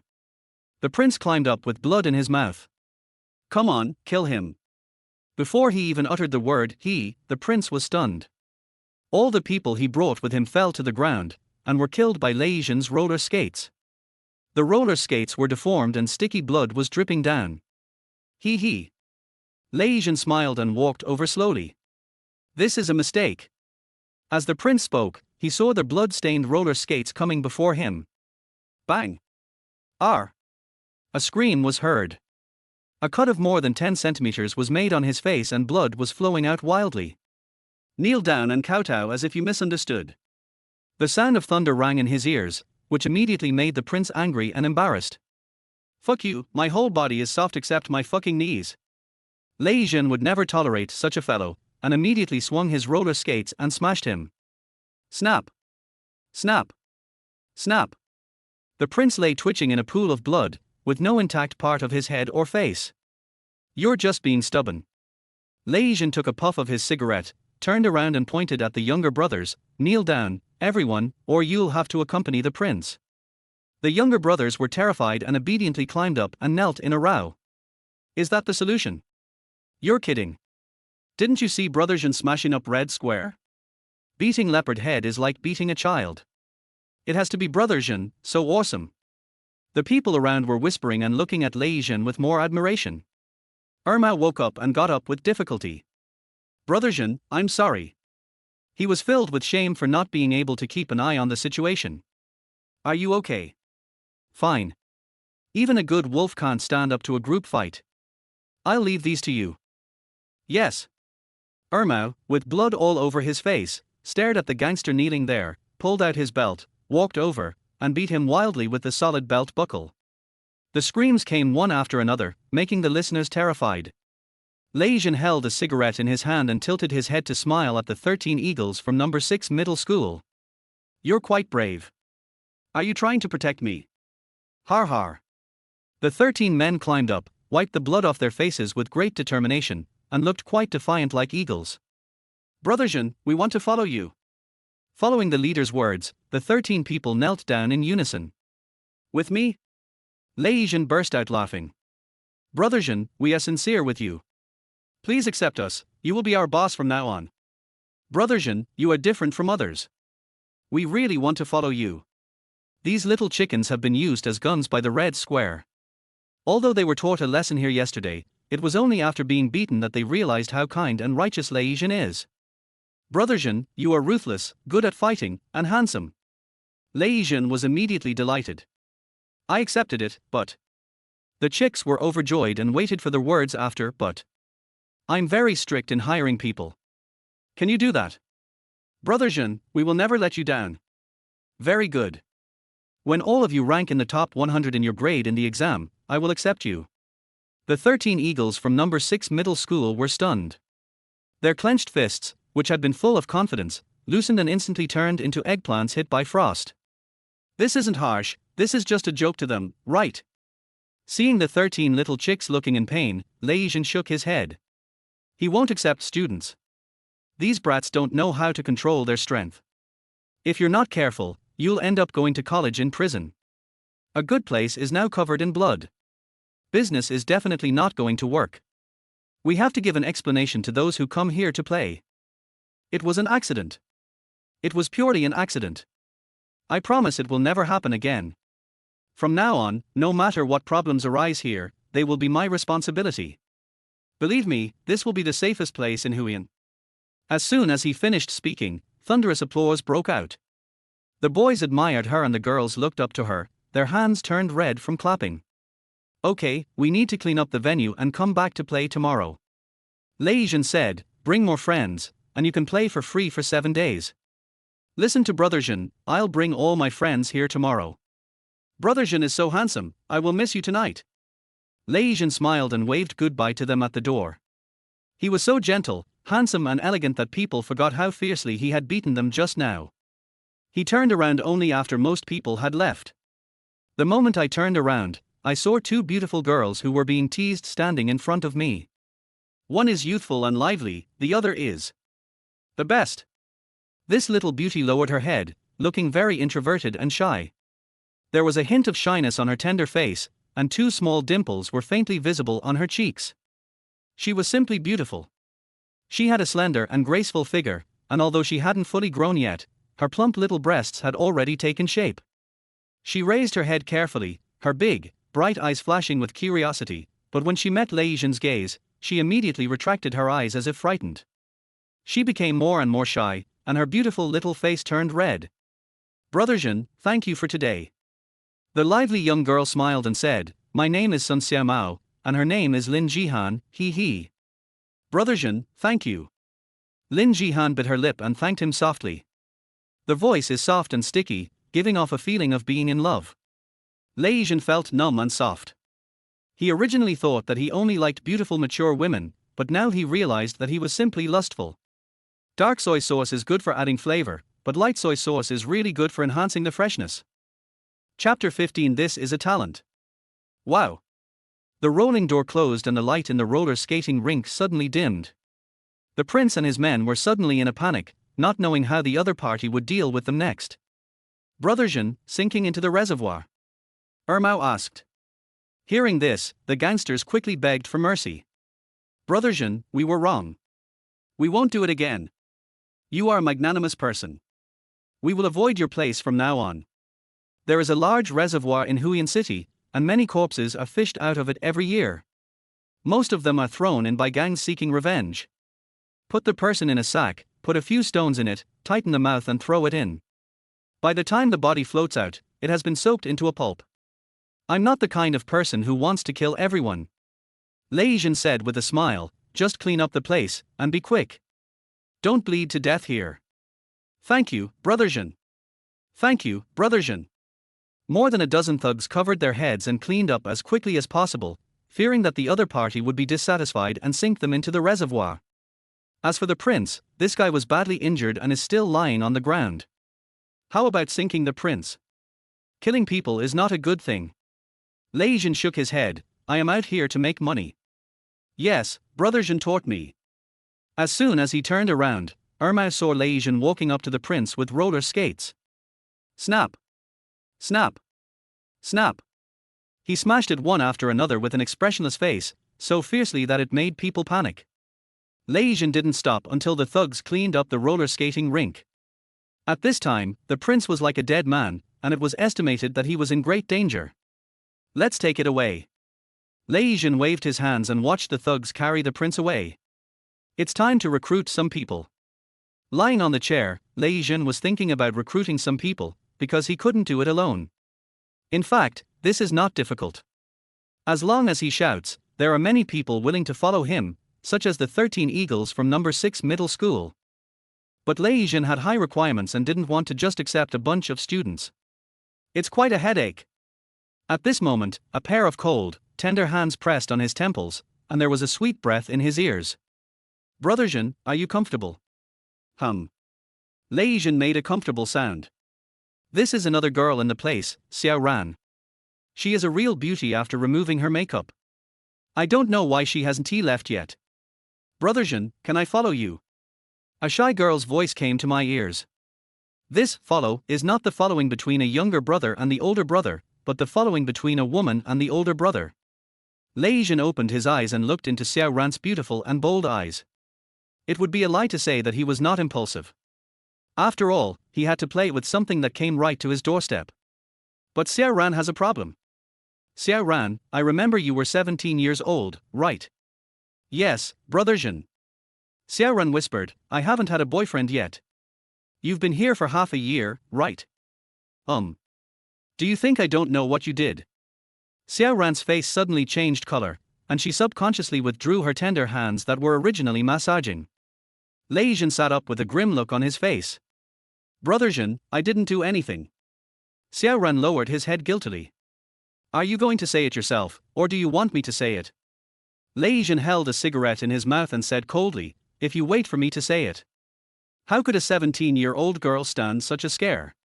Xiao Ran burst into tears and knelt down in front of Lei Zhen. Brother Zhen, I was wrong. I won't dare to do it again. Woo-woo. What's wrong? I shouldn't have stolen the money from the place, woo-woo. Lei Zhen actually had no idea that she had stolen the money from the place, but this girl's actions were so naive that he could see through it at a glance. Go on. Half a year ago, I started to falsify accounts and stole 5,000 yuan from the place. Xiao Ran told the whole story while crying. Half a year ago, the roller skating rink was very popular and had a lot of daily turnover. Xiao Ran, who dropped out of school, came here. Because she was smart and well behaved, the person in charge of the place simply let her keep the accounts. Then this girl embezzled more than 5,000 yuan from the place by cooking the books, until the business of the place became worse and worse. How did you make fake accounts? Lei Zhen asked. I falsely reported the costs and tampered with the procurement items. Xiao Ran told Lei Zhen everything about how he did the accounting and how he withdrew the money, leaving him stunned. This series of operations, in terms of mature accounting techniques decades later, includes the conversion of costs and expenses, the transformation of expense items, and so on. Not to mention that the venue is unaware of this practice, even if it is used decades later, the tax department will be unable to do anything about it. This is talent. Where's the money? Lei Zhen looked ferocious. Brother Zhen, the money has been spent, but I will pay it back. $5,000, how long will it take to pay it back? He. Xiao Ran was completely frightened, her eyes were filled with fear. She knew the consequences of being caught, and she would definitely be sent to the dance hall to be sold. Brother Zhen, I beg you, please don't send me to be sold. I will do anything you ask me to do, woo-woo. Lei Zhen flicked the ash off his cigarette and smiled. He couldn't bear to sell such a talent, as he wanted to hold a lottery draw himself, and he would be exposed to more black money in the future, so he needed someone like Xiao Ran to do the accounting. You must be used by me and you must be loyal to me. You have 1 day to prepare for your escape. It's your ability to run away. Lei Zhen pinched her chin and said, but if I catch you, it won't be as simple as selling you. Go home and prepare, har har. Yes. Watching Xiao Ran leave with fear in his eyes, Lei Zhen smiled. It is easy to win people over but difficult to win their hearts. If you want someone to be loyal, you have to use both kindness and force. He was not worried that the girl would run away. Firstly, she was too young to be frightened, and secondly, it was the characteristic of this era. There are many cases of good families being forced to sell themselves, and people who fail to repay their debts bring disaster to their families. Young people are far more afraid of being involved in society than their parents. I finally changed from a bloody butcher to a villain. It wasn't easy. With a sigh, Lei Zhen walked out of the skating rink and decided to celebrate with Hui'an when he got back, for example, to make each other improve a little bit tonight. Just as he was about to leave, his way was blocked by a figure as big as an iron tower. Leopard head. Lei Zhen was quite surprised to see the person coming. He remembered that he had invited the middle-aged man to smash the red square yesterday, but he didn't expect that the ceiling of South City's combat power would come. I don't accept it. Leopard head stared at him and said, that's why I came to find you. Let's have another one-on-one duel. Lei Zhen was happy, what he wished for really came true. He was just worried that no one would look after him, and then this happened. You're a defeated general, what's there to be dissatisfied about? Lei Zhen said with a smile, you can fight me in a one-on-one duel, but you have to leave something behind if you lose. You say? Leopard head glared. He couldn't think about what happened yesterday. He was knocked unconscious in 10 seconds and he couldn't get over it. So today I came and I have to fight again. If you lose, bring your people to show me the field for a month. Lei Zhen said, if it's possible, I will fight you in singles. Okay, no problem. A gentleman's word. It's hard to catch up with him. Lei Zhen smiled. He liked this kind of simple man. Chapter 16 Collecting the Leopard Head. The two men entered the roller skating rink and came to the center of the venue. Without any nonsense, they started a one-on-one duel. Drink. Leopard head roared and punched hard. Too slow. Lei Zhen dodged it easily. Swish. The leopard head kicked out with his side leg. Still slow. Lei Zhen dodged again by turning sideways. In his opinion, leopard head speed was indeed too slow, and the amplitude of each movement was very large. Although this would increase the power, it also completely exposed the purpose of the attack. Raw. Leopard head was furious and attacked wildly with fists and legs. Too slow, faster. Faster. Amid the violent attack, Lei Zhen dodged and urged, and even shook his head with a mocking look in his eyes. This voice and this look completely angered leopard head. His fists became faster and his kicks became more and more intense. Unfortunately, it was in vain. Maybe his fighting ability is amazing on the ground in Hui'an, but when he is out there, he is really not up to par and is far behind the average black market boxer. Don't hide if you dare. Leopard head roared, fight me head on, don't be a coward. Before the sound fell, Lei Zhen hit his fist with his elbow. Bang. First face-to-face contact. Leopard head only felt severe pain in the fingers of his right fist.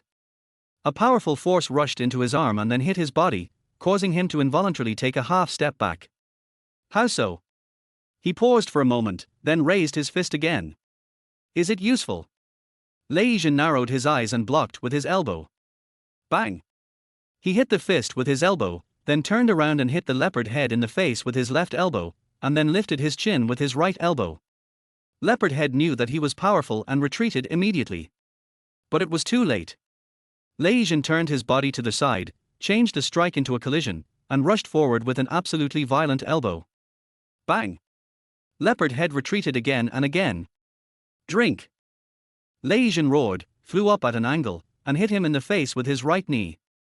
Bang! Leopard head fell heavily to the ground. Snap! Lei Zhen lit a cigarette and exhaled a puff of smoke. Well. Leopard Head groaned, shook his head and stood up again. His eyes were red, and his muscles were expanding wildly. This is called Muay Thai, the most ferocious and vicious fighting technique. Lei Zhen said calmly, what knocked you out yesterday is called Brazilian Jiu-Jitsu, also known as Gracie Jiu-Jitsu. If you want to see other techniques, then keep coming. I don't believe in evil. The unconvinced Leopard Head rushed forward again. So he saw Jiu-Jitsu, Muay Thai, Krav Maga, Sambo, and even unlimited fighting. Bang! The powerful Leopard Head was thrown onto the rolling door and slid to the ground like a puddle of mud. At this moment, his face was covered in blood, and he barely held on with his hands to avoid falling down. He no longer had the domineering look he had when he first arrived, and there was fear in his eyes. Are you convinced? Lei Zhen asked. Fuck. Leopard Head raised his head and roared, what's the use of surrendering? It's kind of cute to say the most cowardly words in the harshest voice. Does what you said before count? Of course it counts. What can you do to me? If you have the guts, teach me. Once I learn it, I can beat you to your knees and cry. Want to learn? Lei Zhen squatted down and looked at him with a smile. What's wrong with wanting to learn? Leopard Head glared again, just tell me whether you will teach or not. Don't do so many useless things. See if you really want to. With a thud, Leopard Head knelt on the ground and kowtowed 3 times to Lei Zhen. Master, I kowtow to you. Fuck. Lei Zhen was speechless by his action. Who could have thought that such a rough man could have such a cunning heart? I've already knelt and kowtowed. The Leopard Head glared at him and said, if you don't accept it, I'll bring people to mess up the place every day. If you make me angry, I'll burn you to death. Heaven and earth can bear witness, Lei Zhen knew he had made a mistake. Is this a simple man? Damn the simplicity, he is simply a scoundrel. Bang. Bang. Boom. After fighting for more than half an hour, Lei Zhen came out with his hands in his pockets, followed by Leopard Head, who had lumps all over his head and face and was obedient and well behaved. Master, I will come to check on the place for you tomorrow morning. I have to go back to Brother Donkey and explain this to him. No, I'll give him a call. Can you do it? Lei Zhen exhaled a puff of smoke, found a public phone and called San Luzi. Who the hell are you? If you have something to say, just say it. My fucking phone call costs $2 a minute. San Luzi's curse came from the line. Brother Donkey, are you sober? Wake up, damn, I just had my stomach washed, Brother Zhen. I am Lei Zhen. When he heard it was Lei Zhen, San Luzi immediately changed his attitude. Brother Zhen, I'm so sorry, I didn't mean to scold you. Got it, my good donkey brother, har har. I called you to tell you something. Leopard Head just accepted me as his master, so he has to follow me for a while. Is that okay? Is this a good thing? Brother Zhen, I'll hold a celebration in a few days, please come and show me your kindness. The phone was on speakerphone, and Leopard Head heard the boss's words clearly. He looked at Lei Zhen in disbelief. Master had a drinking contest with San Luzi at noon, and he drank for catties. Lei Zhen patted his shoulder and said, I am your master, and you have the right to come to me. Let's go. Leopard Head watched him leave and his eyes changed. If I was just defeated by the beating just now I admire this master from the bottom of my heart. He can even deal with the vengeful 3 donkeys. Apprentice, do you have money? Lei Zhen suddenly turned around and reached out to him. Leopard Head was stunned. What?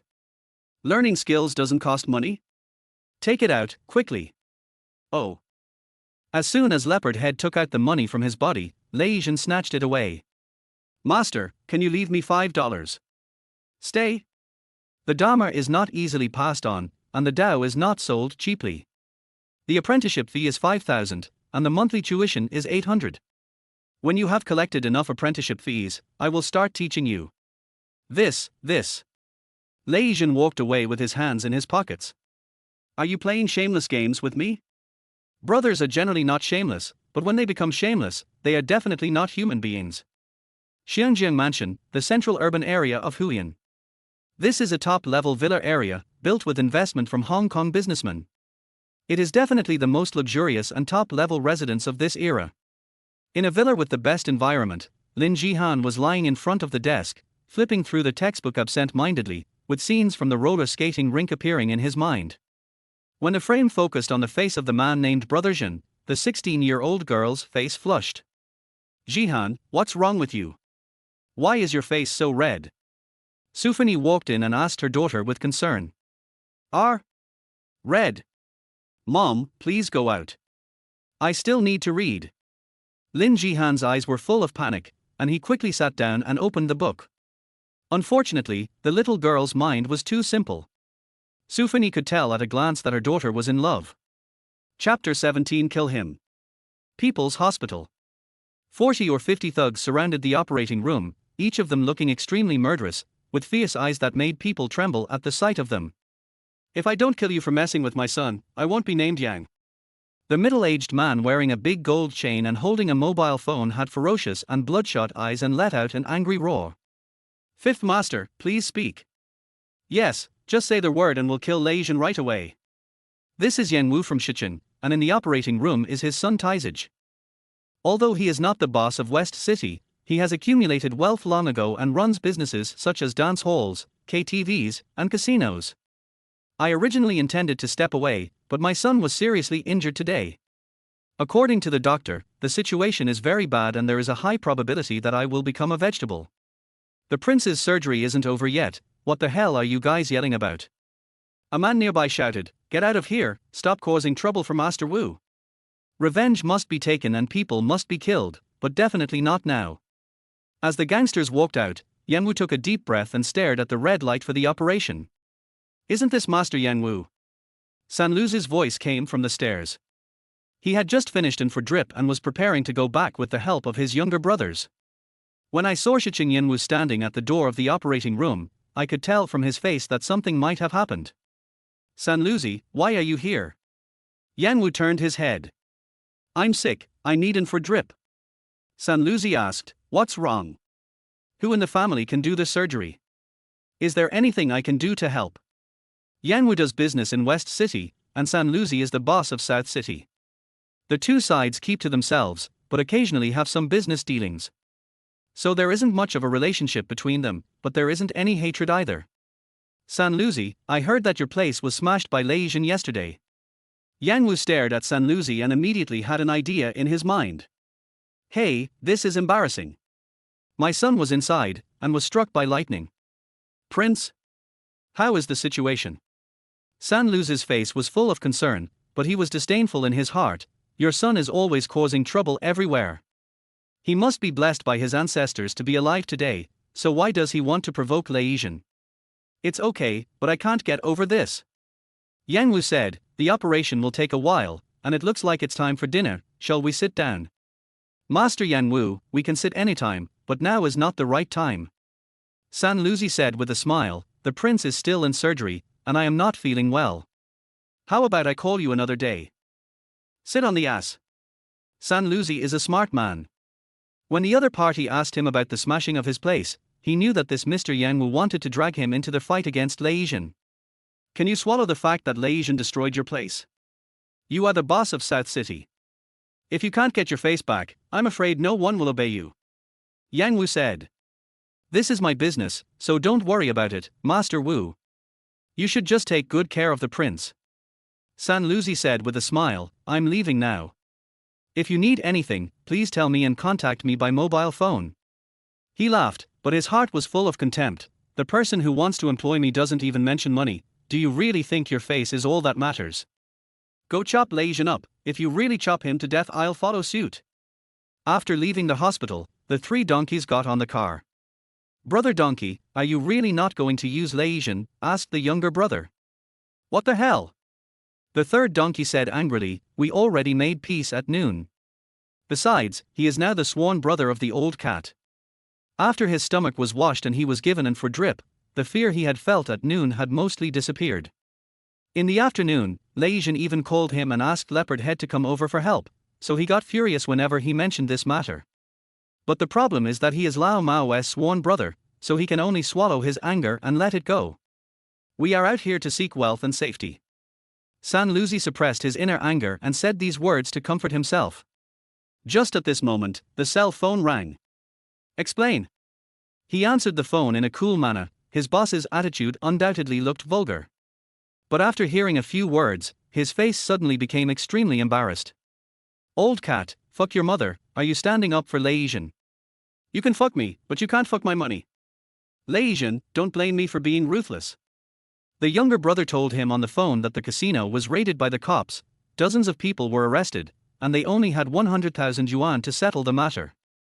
The captain of the South City Security Brigade, sixth brother, is Lao Mao's brother, so Sanluzi doesn't dare to challenge Lao Mao, but the problem is that all his casinos have been attacked. It's okay to touch him, but you can't touch his money. So Sanluzi immediately returned to the hospital to find Yang Wu. Master Wu, can you sit down? Good. It was August and extremely hot. Lei Zhen strolled on the street for the first time, feeling the atmosphere of the era. 1,000 reasons to be sad, 1,000 reasons to be sad. We all have a home, it's cold, we have many brothers and sisters, and the scenery is nice. In my ears I could hear the singing coming from the open-air karaoke. In front of me were young men and women in cool clothes, and there were snack stalls and tape stands everywhere. There were also women leaning against big trees in the woods of the small park, all wearing makeup and fashionable clothes. Occasionally a man would walk in and whisper to one of them, and then walk into the depths of the woods together. I don't know what this is for, maybe it's an appointment to touch the bird's nest. This is what life is all about. Lei Zhen sighed with emotion. Under the wave of reform and opening up, young people are pursuing freedom and fashion, the whole nation is chasing wealth, there is light in everyone's eyes, and everyone is looking forward to a better future. Toss the rings, toss the rings. 10 rings for $1, the grand prize is 500 yuan, if you win, you take the money and go away. The boss of the ring casting business not far away shouted loudly, which instantly attracted many people to rush to buy the rings, for fear that the grand prize would be taken away by others. Hit me. Almost there again. Boss, give me another 10 yuan ring. The temptation of betting 1 cent for 500 is too strong, but no one can win the jackpot, but everyone fantasizes that he or she is the lucky one. In a short period of time, Lei Zhen calculated that the boss had earned more than 200 yuan, while the enthusiasm of the people around him had just begun. What makes the most money? Probability. For example, lottery tickets, claw machines, game identification equipment, etc. Looking at the ring, Lei Zhen began to think about the prize drawing thing. His mission is to infiltrate the core of Hui'an Company, and then find a way to contact the eldest sister-in-law Su Fengyi and gain her trust. As a result, he met Su Fengyi in advance and left a deep impression on her. According to the mission requirements, it is not important to continue to infiltrate Hui'an Company. What is important is to continue to contact this sister-in-law. Su Fengyi, a Hong Kong businessman. Be it banks, taxation departments or industrial and commercial departments, they all gave her the green light. The leaders of Hui'an treated her as a guest of honor and almost always responded to her requests. It was because she was a Hong Kong businessman who came to invest. In this era, being able to attract investment from Hong Kong businessmen was a political achievement, so no one dared to touch Su Fengyi. As for investigating her, we can only do it secretly. Merchants value profit, maybe we can give it a try. Lei Zhen plans to use the barbaric model of lucky draw to try to form a bond of interest with Su Fengyi. If it succeeds, it will save a lot of effort. Are you Lei Zhen? A voice suddenly came to my ear. A normal person would subconsciously look back when encountering this situation, but Lei Zhen narrowed his eyes and took a step forward. Swish! There was the sound of a machete breaking through the wind behind him. Lei Zhen is here. Kill him for me. Amid fierce roars, more than a dozen gangsters ran over with knives in hand. Chapter 18. This is a literary lady. There was a commotion in the street for a moment, but it was not chaotic. Street stabbings happen all the time, and even in open-air karaoke bars, many people are unaware of people stabbing nearby. Lei Zhen, don't run. Bang! The leader was kicked in the chest by Lei Zhen and fell to the ground with blood in his mouth. Brother Nyo! Fuck him, kill him! Amidst the angry curses, more than a dozen people came chasing and hacking. Lei Zhen looked back, climbed over the railing and jumped into the small park. In the park, chase me! The gangsters jumped in and continued to chase and hack. R. The woman with her back against the tree screamed and ran away in all directions like a frightened pheasant. Swish! A machete came chopping towards his head. Lei Zhen was as fast as lightning and grabbed his right wrist and bent it. Crack! Ouch! As his bones were dislocated, the gangster let out a shrill scream and fell to his knees in pain. Lei Zhen raised his foot and kicked him in the face.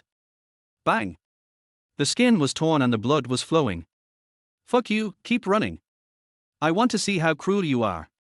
If I don't cut off your tendons today, I'll quit my fucking life. The grove was not big, and more than a dozen people surrounded Lei Zhen in an instant. Yang Wu's people, right? Lei Zhen said with a smile. Brother Prince is still in the operating room. How is the situation? He didn't offend many people, just the 3 donkeys from South City and Yang Wu from West City. If it was the 3rd donkey who wanted to target him, he would never send just a few people. It must be the prince's father, Yang Wu. No matter who we are, you will die today. Stop talking nonsense, cut. More than a dozen people immediately stepped forward with knives drawn. Snap. A black 5-star sword fell from Lei Zhen's waist to the ground. Gun. The gangsters stopped immediately, fear in their pupils. Sorry, my belt is loose. Lei Zhen picked up the gun and put it back on, saying with a smile, don't just stand there, keep chopping. What the hell is this? Just wait for me. Don't think you're great just because you have a gun. I'll still chop you. I'll let you go today, but next time you go out, keep your eyes open. The most ferocious voice spoke the most cowardly words, and more than a dozen gangsters turned and ran, disappearing without a trace in an instant. Oh! Suddenly, a man's trembling cry was heard by the pond in the grove, which was indescribably strange. Lei Zhen took a closer look and realized that they were really robbing a bird's nest. Either you chop or you get chopped. There is no way to get involved in the underworld without making enemies. Being chased and hacked at night is just a small matter. Lei Zhen needs to prepare for the big event of contacting Su Fengyi tomorrow. According to the information, Su Fengyi comes here to have breakfast at 7 o'clock every morning. One reason is because she has an office here, and the second is because of her eating habits. In the whole Hui'an, only Xiangjiang Hotel provides Cantonese breakfast. At 7:20 the next morning, Lei Zhen walked into the restaurant on the 2nd floor of Xiangjiang Hotel and saw today's prey, Su Fengyi, at a glance. This noble lady is so dazzling that she is a sight in herself just sitting there. But he did not go over to say hello. Instead, he chose to sit down at a table not far away diagonally opposite, ready to appear as a prey. Waiter, what do you have for morning tea? Sir, breakfast tea includes barbecued pork buns, shrimp dumplings, and egg tarts. When Su Fengyi heard someone say the word morning tea in the mainland, she indeed looked up. Lei Zhen also looked up at the right time and his eyes met the other person's. Oh, what a coincidence. Su Fengyi's face was full of surprise. I was still thinking about this interesting young man yesterday, and I ran into him early this morning. Beautiful lady, we meet again. Lei Zhen looked at her ears and smiled. You are indeed more suitable for jadeite. I did not make a mistake in giving you this. Su Fengyi blushed slightly, reached out to touch the earrings and asked, do you often give jewelry to girls? How is that possible? I only give gifts to goddesses, and I've only given one to her so far. You're so smooth talking. How about we have dinner together? Su Fengyi said angrily, just consider it as a thank you for the earrings you gave me. The prey has taken the bait. Lei Zhen walked over and sat opposite. You're just going to get me out of here after a morning tea? You're not sincere, pretty girl. It has to be fillet steak with 1978 Bordeaux wine, some French Unia caviar, and preferably Spanish Parma ham. Su Fengyi was surprised. She didn't expect this young man to know so much. How old is he? Probably around 20 years old. It's a pity that there's none here. I'll treat you if you come to Hong Kong Island. Lei Zhen immediately took out a pen and wrote in a small notebook. What to write? Write down what you said, so you don't deny it later. Hee hee. Su Fengyi covered her mouth and smiled. Her mood was like a rainbow after the rain. The two chatted enthusiastically, from food to music, from music to literature, to economy, politics, and dreams. The more they talked, the more the sister-in-law felt that they had met too late. Do you know what my dream is? Su Fengyi sipped her water and said, don't worry if you laugh at me. I want to be a talented woman like Li Qingyi. What's your dream? Make money and then write poems for you. Lei Zhen blurted out. You're so smooth talking, why don't you write me a poem now? Sufini said with a sweet smile, if it's good, I can help you make money. It doesn't matter whether I make money or not, the main thing is that the goddess is sitting opposite me, and I really want to write a song for you. Lei Zhen stared at Sufini's peerless beauty, pondered for a moment and then composed a poem. The clouds resemble clothes and the flowers resemble faces, the spring breeze blows through the threshold and the dew is thick. If we had not met on the top of the Jade Mountain, we would have met under the moon on the Jade Terrace. Sufini was stunned and stretched out her soft hand to cover the rosy lips. This is so beautiful. Did you write this? Have you ever heard of this poem? No, I just. Sufini didn't know what to say. She was filled with surprise and joy. She didn't expect that this young man would write such an amazing poem for her. Well, I have to work hard to make money. Lei Zhen stood up and said with a smile, thank you for breakfast, see you next time if there is a chance, hee hee. The prey was completely hooked, and the old pervert took the opportunity to play hard to get. What kind of business are you in? Maybe I can help. Sufini said quickly, I keep my word. I can't let you write such a good poem for me for nothing. Lei Zhen sat down again and began to talk about his idea. We are preparing to hold a lottery. The country issued the first welfare lottery in 1987. In 1987. Sufini corrected, it was released in 1991. I even confirmed this specifically. 91. Yes, I'm sure it was 1991. Lei Zhen was overjoyed. He didn't expect that there would be subtle changes in the issuance of lottery tickets in this world. The issuance of lottery tickets in 1991 means that the bank's lottery collection and storage is almost over, and it also means that a crazy nationwide lottery wave is about to begin. But the government does not allow private lottery issuance, so I'm afraid you can't do it. Sufini reminded. Lei Zhen smiled, his face full of confidence. I have a way, and it's legal and compliant. What is the solution? It's a trade secret, har har. Okay, pretty, I really have to go. I still have to talk to investors. Lei Zhen stood up again and was about to leave. I vote. Sufini spoke in a decisive tone. You vote? Yes, just tell me what you need. 10 minutes later, Sufini announced all the prizes needed for the lucky draw, including a Mercedes-Benz, 12 Santaners, and several gold bricks. Lei Zhen didn't expect it to be so smooth. This turned out to be a lonely literary lady. According to Sufini, it doesn't matter whether you make money or not, dreams are priceless. Chapter 19 I'll do anything. Lei Zhen was in a good mood after successfully capturing the prey. Not only did the undercover mission make key progress, but the key point was that the lottery could be started soon and he would make a fortune. The special prize is a 2 million yuan tiger head Benz, the first prize is a Santana, the second prize is a 100,000 yuan gold brick, and the third prize is 50,000 yuan in cash.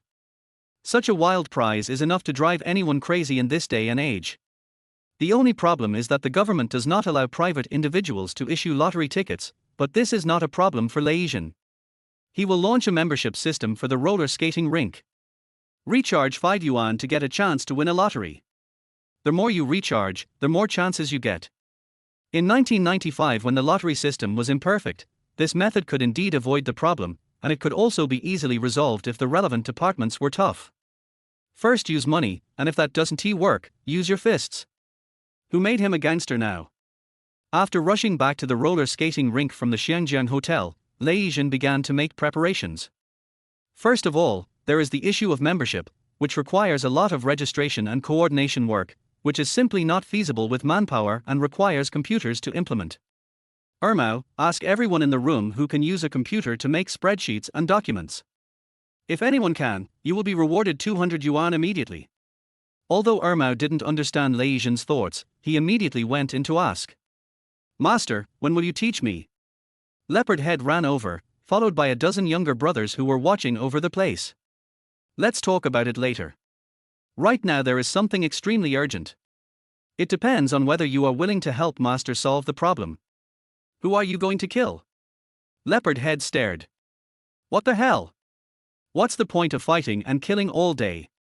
Do you know anyone who does lottery? No.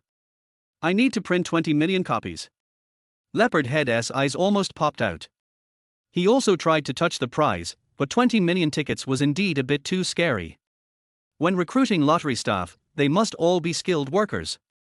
It's best to poach people from other companies. Each person will be paid 200 yuan a day, daily.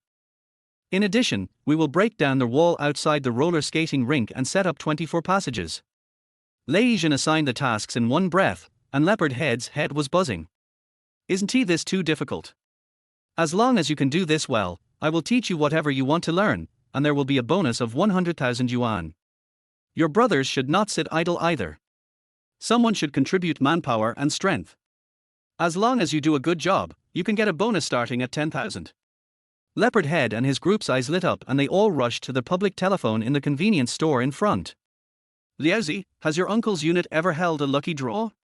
Hurry and bring those people over here. Cousin, bring your construction team over here to tear down the wall right now. Gauden, come to the Ingzui Road roller skating rink immediately, there are 24 lanes of work. After arranging these tedious matters, Lei Zhen walked into the roller skating rink, pulled out a chair and sat down, looking at the bustling venue, hoping to find someone who knows how to use a computer. After looking around, his eyes were instantly attracted by a figure. This is a young woman in her 30s, wearing a white short-sleeved shirt, black dacron pants, and a pair of white sandals. Although it's a bit rustic, the shirt is bulging out, and the round buttocks are sticking out, making the legs look extremely slender. Her nervous and pretty face was full of simplicity and virtue. Although her exposed skin was a little dark due to years of hard work, it looked increasingly firm and tight. Completely different flavor. Qiu Shuiying represents a man's desire to protect, Su Fengyi represents a man's desire to conquer, and this village woman can arouse a man's possessive desire to the greatest extent. Brother Zhen, Xiao Ran knows how to use a computer. Ermao's voice rang in his ears, and Lei Zhen reluctantly withdrew his gaze. Lei Zhen was overjoyed, he knew that this girl was a talented person. Where are the people? I have someone watching her. Ermao whispered, there is one more thing. The prince is expected to become a vegetable. Brother K asked you to stay out of the spotlight for the next 2 days. Their hatred is huge. Lei Zhen laughed and asked, what's going on with Yang Wu? 1/3 of the profitable businesses in West City are in the hands of Yang Wu. He is a ruthless man who has killed at least 10 people. Brother Zhen, stay out of the spotlight. Ermao stuffed 2 stacks of money into his pocket. This 20,000 yuan was collected by Brother K and his brothers for you. You should just go out and hide. 20,000 yuan is not a small amount of money. Lei Zhen was quite touched, but he couldn't go out and hide. The mission is here, and we have to stay in Hui'an no matter what. Let's talk about it later. Lei Zhen turned around and pointed at the village woman, what does the sister-in-law do? Xiao Ran's mother came to see you. Let her go to my lounge. Ermao grinned, his face full of lewdness. When he arrived at the lounge, Lei Zhen lit a cigarette and took 2 puffs when there was a knock on the door. Then the beautiful village woman pushed open the door and walked in. Her pretty and gentle face was full of satisfaction. After she came in, she stood there cautiously. Brother Zhen, I am Xiao Ran's mother. As soon as the beautiful village woman spoke, she found that the man's eyes in front of her were unscrupulous, sweeping all over her body, which made her panic immediately. TSK, top quality. Lei Zhen admired sincerely. When you are tired of eating big fish and meat, the beautiful village woman in front of you is like the most gorgeous wild flower in the field, making you want to pick it uncontrollably. What's your name? My name is Han Shuizian. Bang! Lei Zhen slammed the table. Do you know what your daughter did? She dared to steal the money from the place. Do you want to cut off her hands and feet or sell her out? The fierce voice scared Han Shuizian so much that she quickly handed over the bag. Brother Zhen, here is 900 yuan. I will find a way to make up the rest. Please spare my daughter. Damn it, are you kidding me? Lei Zhen said angrily, 30,000 yuan, if you can't come up with it today, don't blame me for being rude. 30,000 yuan. Fuck, no interest. Han Shuizian felt like the sky was falling. Let alone 30,000 yuan, even the 900 yuan was scraped together by various means. Brother Zhen. Han Narcissus raised her tearful eyes and begged desperately. Please show some mercy. Why don't you call the police? Har har. Woo woo. Han Narcissus cried helplessly. She knew these people's methods well and they were capable of doing anything. It was useless to call the police. As long as you can let my daughter go, I will be your slave. Please. Han Shuizian knelt down in front of Lei Zhen and begged bitterly. Do you think I need horses and cattle? You can ask me to do anything, as long as I can. Really, anything is fine. Lei Zhen stared at her and licked his lips greedily. Han Shuizian, who had experienced this, of course understood what this meant. She closed her eyes resignedly, tears of humiliation rolling down her cheeks. She didn't dare to resist, otherwise her daughter would be finished. 1 minute, 2 minutes, 3 minutes. I didn't feel any movement from the other party for a long time. Get up. Lei Zhen said, let's forget about this matter. Han Shuizian opened her eyes and saw that the vicious man had a smile on his face. The greed in his eyes just now disappeared without a trace. Really? If you don't believe me, you can keep kneeling. I believe it. I believe it. Suddenly going from hell to heaven, Han Narcissus was so excited that she didn't know what to do. She quickly stood up, but felt dizzy because she was too excited. The fiery body shook and he fell directly forward into Lei Zhen's arms. The two people hugged each other tightly, very close. Hiss. Lei Zhen sucked in a breath of cold air. The soft part was as soft as water, and the proud part was surprisingly elastic. Arr! Han Shuizian screamed, she felt her buttocks being grabbed. Chapter 20, Routine to keep people's hearts. It was definitely an accident. Lei Zhen's intimidation was intended to completely subdue Xiao Ran, and was definitely not intended to take advantage of her. He only helped her when he saw that she was about to faint. In an emergency, how can you take care of everything? Call. Han Narcissus breathed rapidly and closed her eyes again, her beautiful face flushed red. In fact, she was ready to pay the price. As she said, she would do anything as long as she could save her daughter.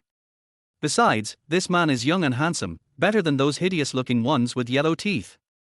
Thinking of this, Han Shuizian didn't know whether she was nervous or excited. Her body kept shaking, and the fragrance of orchid kept blowing on Lei Zhen's face. Who can stand this? The burning possessiveness made Lei Zhen kiss her directly on the mouth. Han Narcissus's eyelashes trembled and a gentle sound came from her nose. The moment the jaw was breached, the body tensed up, followed by a brief spasm, and finally softened into a pool of water. How long has it been since you last did it? Lei Zhen asked in a low voice. 10 years. Please be gentle, I'm afraid I can't bear it. The best of the best. The sound was like poison, causing the blood in Lei Zhen's body to rush down. He wanted to execute him immediately, but the place was not suitable, and the purpose of this time was not to satisfy his possessive desire. Lei Zhen let go of Han Shuizian with difficulty and walked over to open the door. The deafening sound of disco music came, dispersing the beauty that filled the house. Irmao, let Xiao Ran in. Yes, Brother Zhen. Han Shuizian was busy tidying up her clothes. She secretly glanced at Lei Zhen, feeling a lingering fear and, for some reason, a sense of emptiness. Mom. Xiao Ran. Xiao Ran, who was brought in, started crying, and Han Shuizian also started crying. Fuck you, you have no nerve to cry. Lei Zhen cursed at Xiao Ran, look at your mother's knees. Xiao Ran immediately held back her tears. She saw that her mother's knees were covered with dust, which was left from kneeling on the ground. Your mother has given up her dignity for you, kneeling here and crying and begging me to let you go. But you are so scared after getting into trouble. Do you think the school is calling the parents? This is the mafia, fuck you. He keeps saying fuck you on the left and fuck you on the right. Lei Zhen is not usually so rude, and what he said now was not a swear word, but a word that showed a lot of thoughts, and he deliberately looked at Han Shuizian. Come here. He pointed at Xiao Ran, his face showing anger. Brother Zhen. Bang. Xiao Ran's left side suddenly became red and swollen, and he stood there in a daze. This slap will teach you a lesson, Lei Zhen said angrily. If it were anyone else, your mother would have been raped by at least 10 people today, and you wouldn't have been able to escape either. Woo woo. Xiao Ran cried in pain, with regret and fear written all over her face. She didn't think the matter was so serious. She kept crying after returning home yesterday, and only told the truth after her mother questioned her. Now I finally understand what the underworld is. Brother Zhen, don't hit Xiao Ran. She stole the money for her father's illness.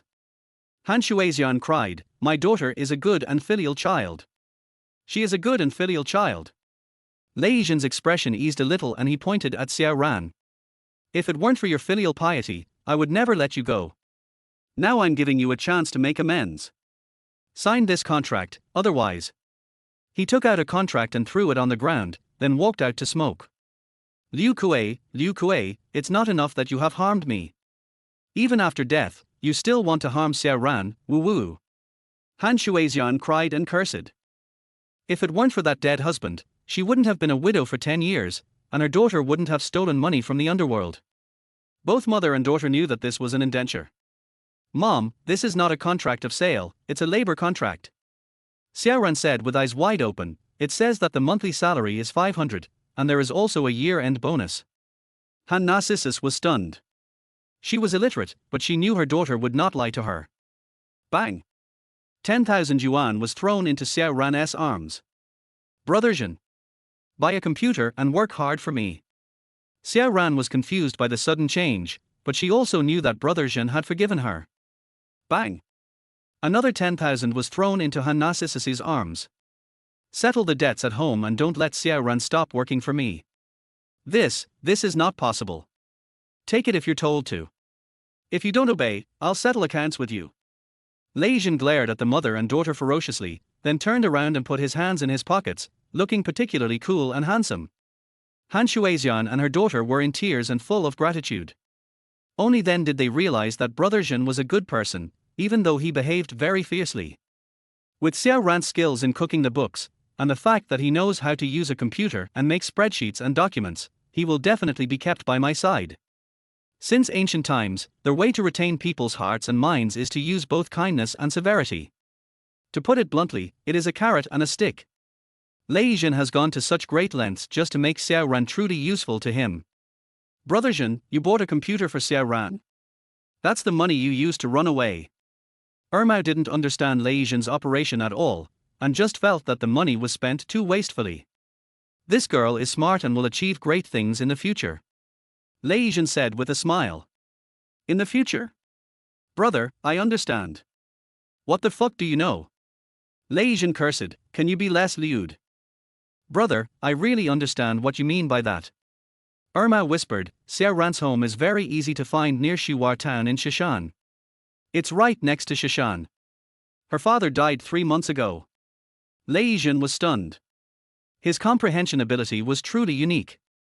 The address was described in such detail that he almost wanted to kill the chickens to feed them. Of course, it's just a thought. I'm really busy today. The lottery printing people came, and the construction team and so on also came, and Lei Zhen had to personally tell him the specific details. Maybe these guys just don't have a good comprehension ability, and they still don't understand many things even after I've told them several times.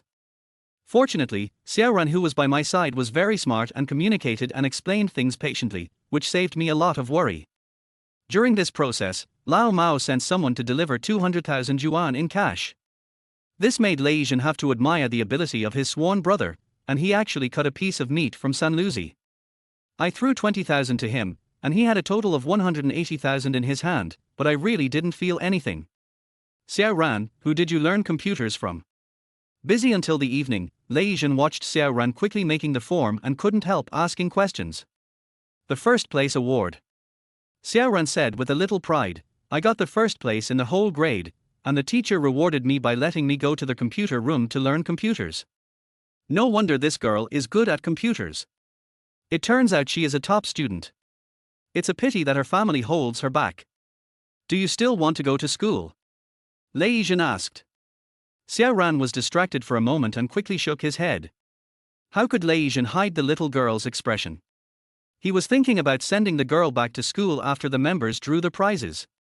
It's not about being a good person, but about focusing on cultivation. But there is a prerequisite.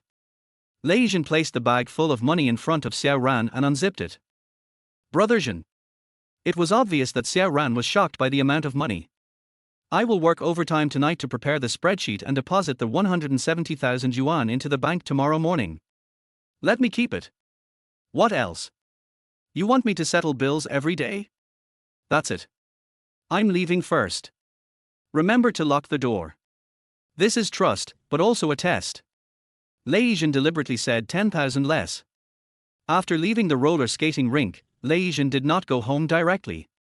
He used the remaining money from buying the computer to pick out a lot of gifts for Qiu Shuiying. He even bought 3 sets of lace in black, purple and red, which were very hard to buy. Carrying 5 large bags full of things, I stood on the roadside waiting for a taxi.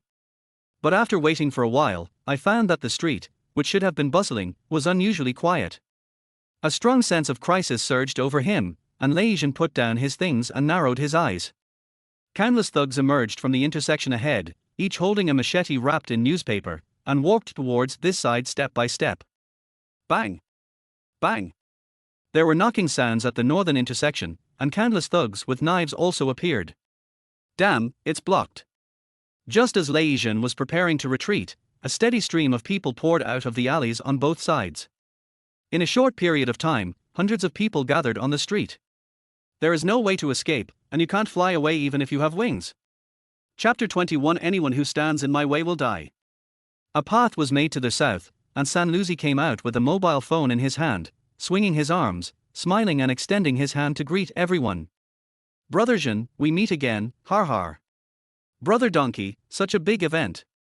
Lei Zhen responded calmly, turned around on the spot, and quickly took in the surrounding environment. How can such a small show be worthy of your status? Sanluzi said with a fake smile, he is a fierce fighter and is also my sworn brother. I have to give him enough respect, right? Sanluzi, are you fucking trying to kill me? Lei Zhen stared at him. What else? You little bastard, you're too fucking crazy. You dare to let the old cat rush into my place, you are really tired of living. It's okay to touch me, but if you touch my money, you will die. The third donkey looked ferocious and ugly, but that was 200,000 yuan. He wouldn't be able to sleep well unless he killed Lei Zhen. Why waste so much time talking to him?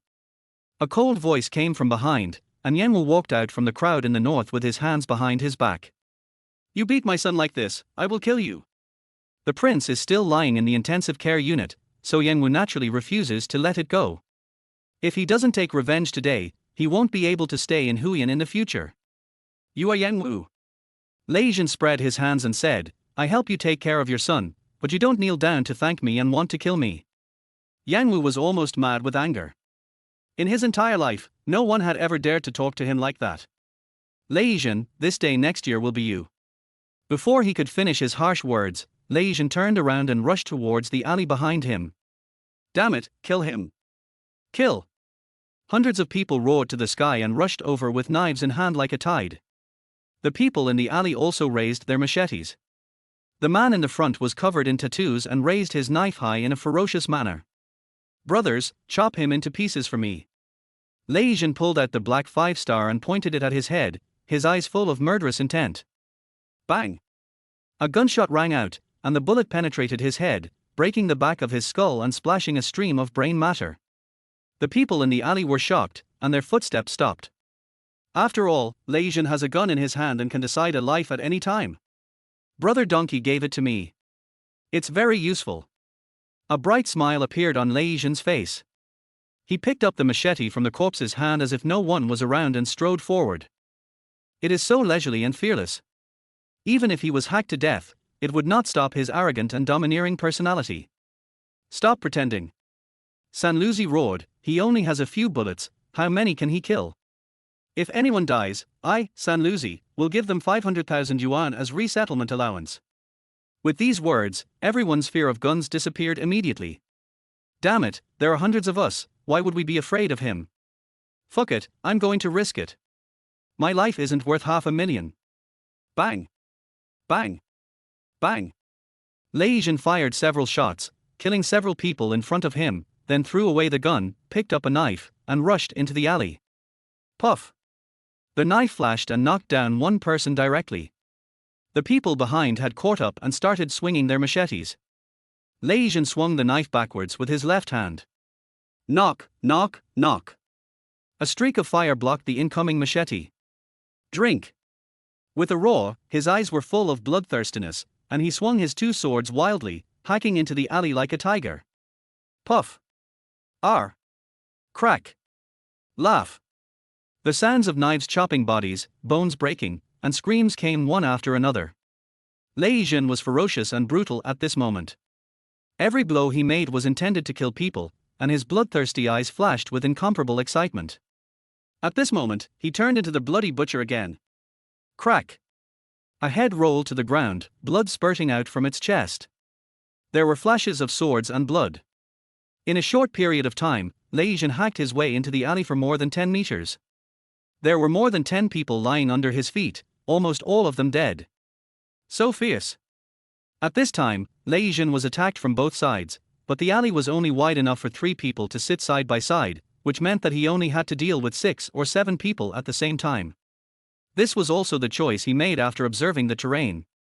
But even so, it was difficult to fight out, because there were too many people on the other side, and they kept coming one after another, with one falling and another coming up.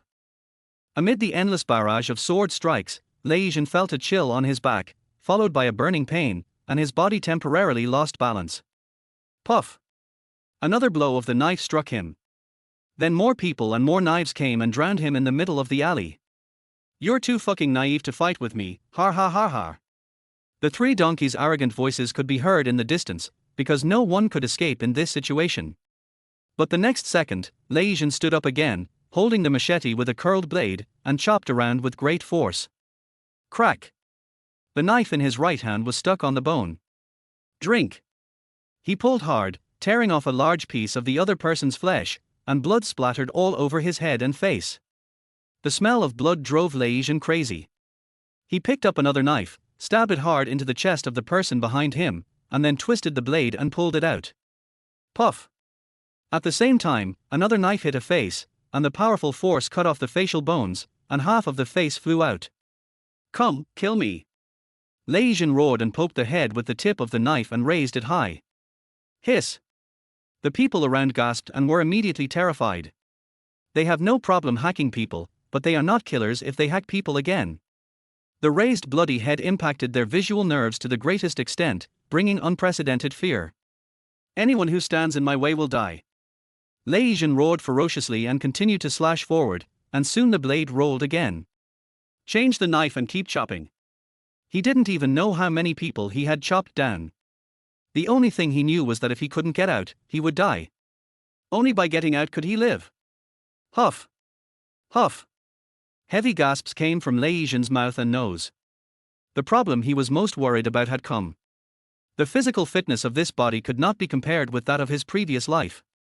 His physical strength was almost exhausted, and the number of people chasing him did not decrease at all. At this moment, his knife hit empty air, and the pressure in front disappeared without a trace. He finally cut his way out of the alley. "Get the hell out of my way!" Roars were heard from behind, and 3 or 4 gang leaders held guns and pulled the trigger wildly at Lei Zhen. Bang! Bang! Bang! Boom! Boom! There are pistols, shotguns, and shotguns. But no one could stop Lei Zhen, who had slashed his way out of the alley. He made a tactical evasive move a second before the gunshot rang out. When he was about to roll over, he kicked hard with his right foot and sent himself out. Clatter! The bullet hit the wall, and the bricks and stones shattered and splashed. "Damn it, chase! We must not let him get away. Kill Lei Zhen, and Master Wu will reward you 500,000. Hundreds of people were chasing him relentlessly, and Lei Zhen, who was exhausted, fled for his life. In a short period of time, hundreds of people rushed past and chased and hacked into the distance. San Luzi and Yang Wu stood side by side at the entrance of the alley, staring at the people in the alley with fear in their eyes. They could hear shrill screams in their ears and smell the strong smell of blood in their mouths and noses. Snap! Snap! Snap! San Luzi tried to light a cigarette, but his hands were shaking and he failed to light it after several attempts. Damn it! He must be killed, he must be killed. That's right, if he doesn't die, we will be the ones to die. It was the first time for the two of them to feel so terrified. They saw 50 or 60 people lying in the alley, and only a few of them were probably breathing. Chapter 22. The more pain, the more excited. Armed fights of this scale had occurred before in Hui'an City, but they had never occurred in the urban area. The entire city was immediately plunged into fear. San Luzi and Yang Wu did not expect this situation to happen. They originally planned to go up and kill Lei Zhen with a few blows, and then leave or retreat. But I didn't expect that I couldn't control it. The subsequent developments caught the two of them off guard. Hundreds of people who were chasing Lei Zhen pursued him relentlessly and rushed directly into the territory of Beicheng Wenwu Company. Gao Wu couldn't sit still anymore as his territory was being trampled upon, so he immediately called for help. The two sides engaged in a melee. Dongcheng is also the territory of Wenwu Company, and they rushed to provide support. At this point, there were only about 1,000 people fighting, but when Lao Mao from the textile factory got the news, he immediately sent people to the North City. On the road, I ran into people from the power plant and we started fighting after just a few words. The machinery factory had no intention of intervening, thinking of sitting back and watching the fight. However, these people came to their territory while fighting, and they were forcibly dragged in. The situation escalated and became more and more chaotic, and finally it turned into an unprecedented city-wide fight involving thousands of people. Lei Zhen had no idea about the situation in the city. He was chased all the way north and finally west into the dense western mountains. Bang! Bang! Boom! Boom! The people chasing him fired shots from behind, but they posed no threat to Lei Zhen. It was a dark and windy night with trees everywhere. I ran into the forest and couldn't find my way back. Huff! Huff! Lei Zhen, exhausted, leaned against a tree and gasped heavily. Damn it! I almost capsized in the ditch. It's time to pick up training. After taking a long break, he reached out and touched his back, and found that blood was still flowing. If this continued, he would die. But he definitely couldn't go back. Such a loud noise would definitely alert the police, and he didn't want to be arrested. Xuatan. He suddenly remembered what Ermao had told him. Xiao Ran's house is very easy to find near Xuatan, the one next to the West Mountain. I am in Shishan, very close to Xiaoran's home. Lei Zhen immediately crawled towards the west. After walking down the mountain road, he felt his pants were soaked with blood. The pain in my back became more and more severe, and I began to feel slightly dizzy. This was caused by excessive blood loss. Fortunately, we have reached the foot of the mountain and found the family next to the West Mountain. He jumped over the wall. Woof woof woof. The big yellow dog barked at him. Roll. Lei Zhen's eyes were ferocious as he stared at the yellow dog. Woo woo. The big yellow dog was scared, so he lowered his head and ran back to his kennel with his tail between his legs. Who? Han Shuixian's frightened voice came from the room. Thunder. Brother Zhen. Yes, it's me, open the door. The lights came on and hurried footsteps were heard from inside. Soon the door opened a crack and Han Shuixian stood inside cautiously holding a kitchen knife. When she saw Lei Zhen covered in blood, she was so scared that she dropped the kitchen knife on the ground and quickly reached out to help him. Brother Zhen, what's wrong with you? It's been cut, help me in. Oh. After entering, Lei Zhen took off his bloody clothes, revealing the knife wound on his back. Han Narcissus was frightened again. Do you have any liquor at home? Lei Zhen gritted his teeth and smiled. If you don't have liquor, yellow wine will do. But there should be some hemostatic and anti-inflammatory drugs, right? Have. Go get it. Oh, okay. Han Shuixian hurriedly ran into the inner room and soon came out holding a large box full of various medicines, even a bottle of Yunnan Baiyao. Seeing so many medicines, Lei Zhen breathed a sigh of relief. This is also the reason why he came here, because if there is a patient at home, there will never be a shortage of medicine, and they will always have some of whatever medicine they want. It is too risky to return to the city and there is nowhere else to go, so coming to Han Shuixian's home is the natural first choice. Even if there is no medicine, people in rural areas can use local materials, mugwort, imperator root, pumpkin pulp, etc. Even wood ash has the effect of stopping bleeding and reducing inflammation. Will these medicines work? First disinfect with white wine, then use Yunnan Baiyao to stop the bleeding, then find a sewing needle, burn it red, bend it into a hook and thread the needle. Lei Zhen endured the pain, told Han Shuixian what he needed to do next, and then lay down on the bed. Pour the liquor first to disinfect. Han Shuixian repeated this in her mouth and poured the white wine onto the wound. Unbearable burning pain came over me. Lei Zhen's eyes widened in pain, veins bulged on his face and neck, and his body was tense like never before, showing signs of slight spasms. After the pain passed, he let out a breath of exhaustion. Brother Zhen, I'll help you stop the bleeding first, just bear with it. Han Shuizian sprinkled Yunnan Bai Yao on it and barely stopped the bleeding. How's your sewing skill?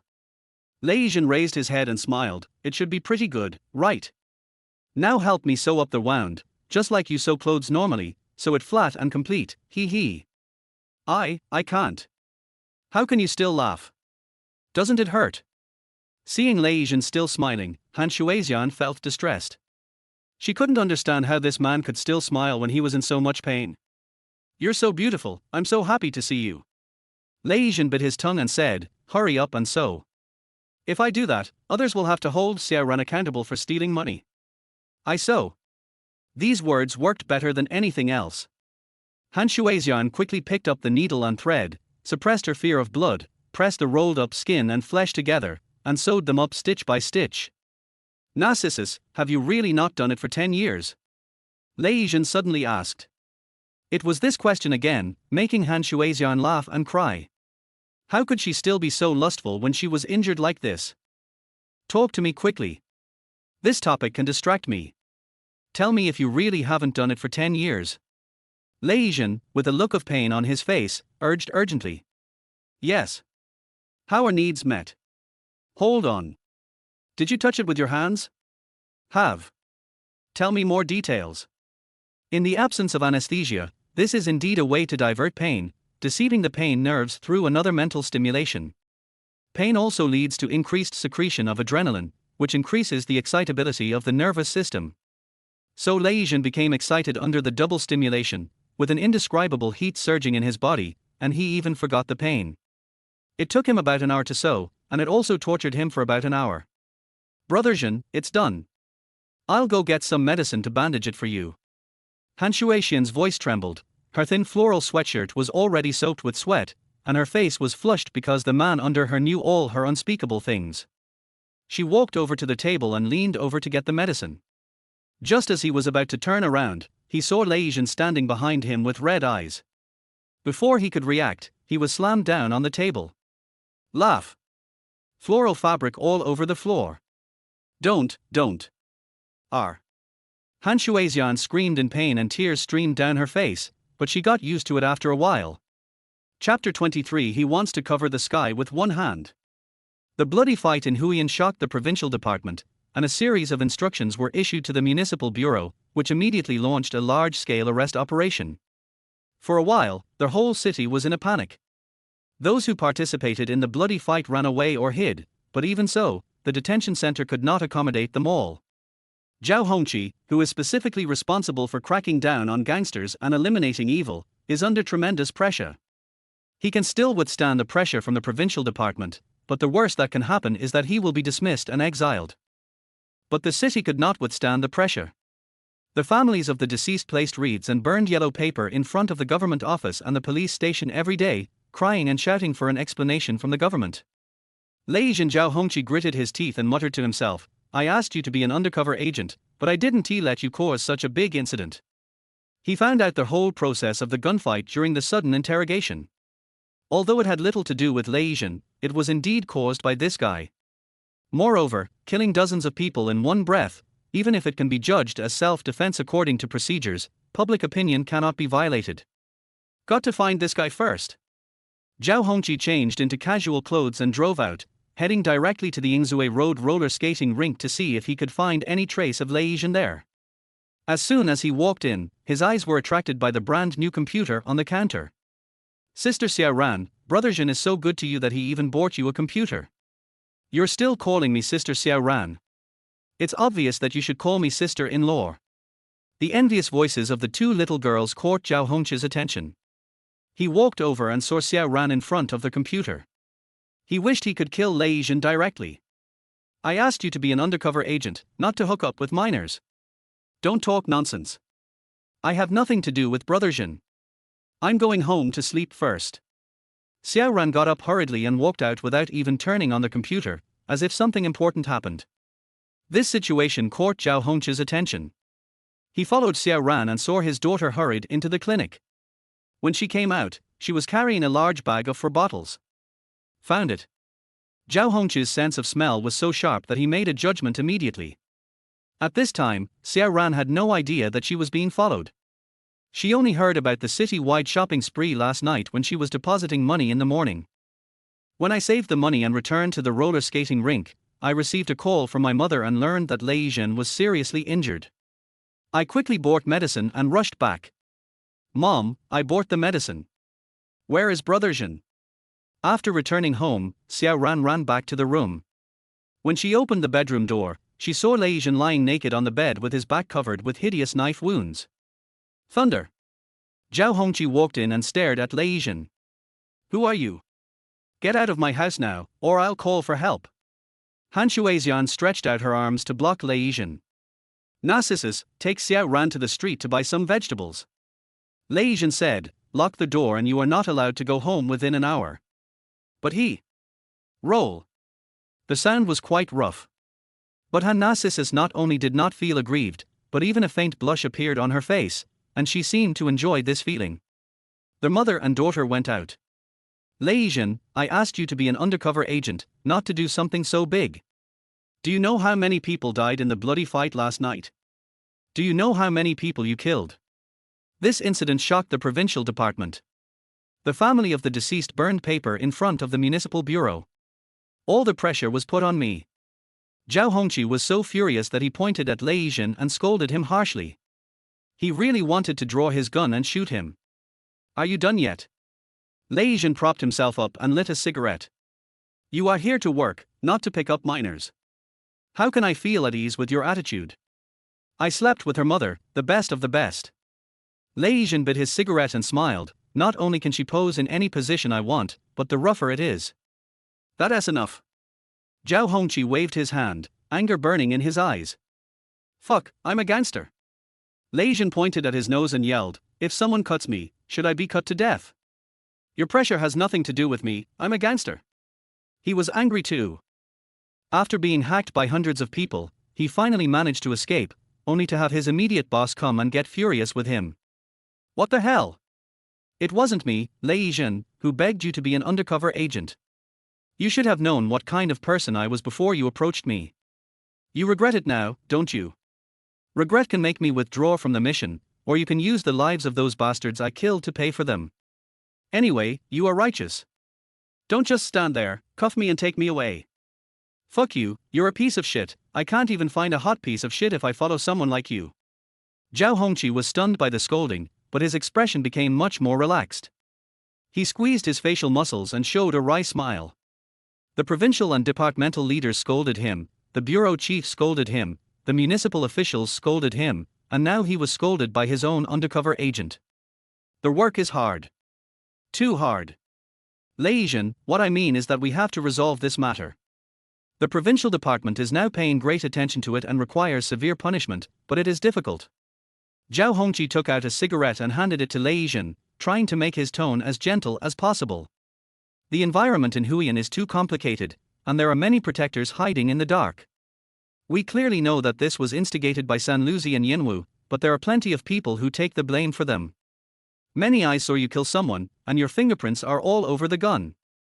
Do you think you should investigate thoroughly, or should you just end this matter quickly?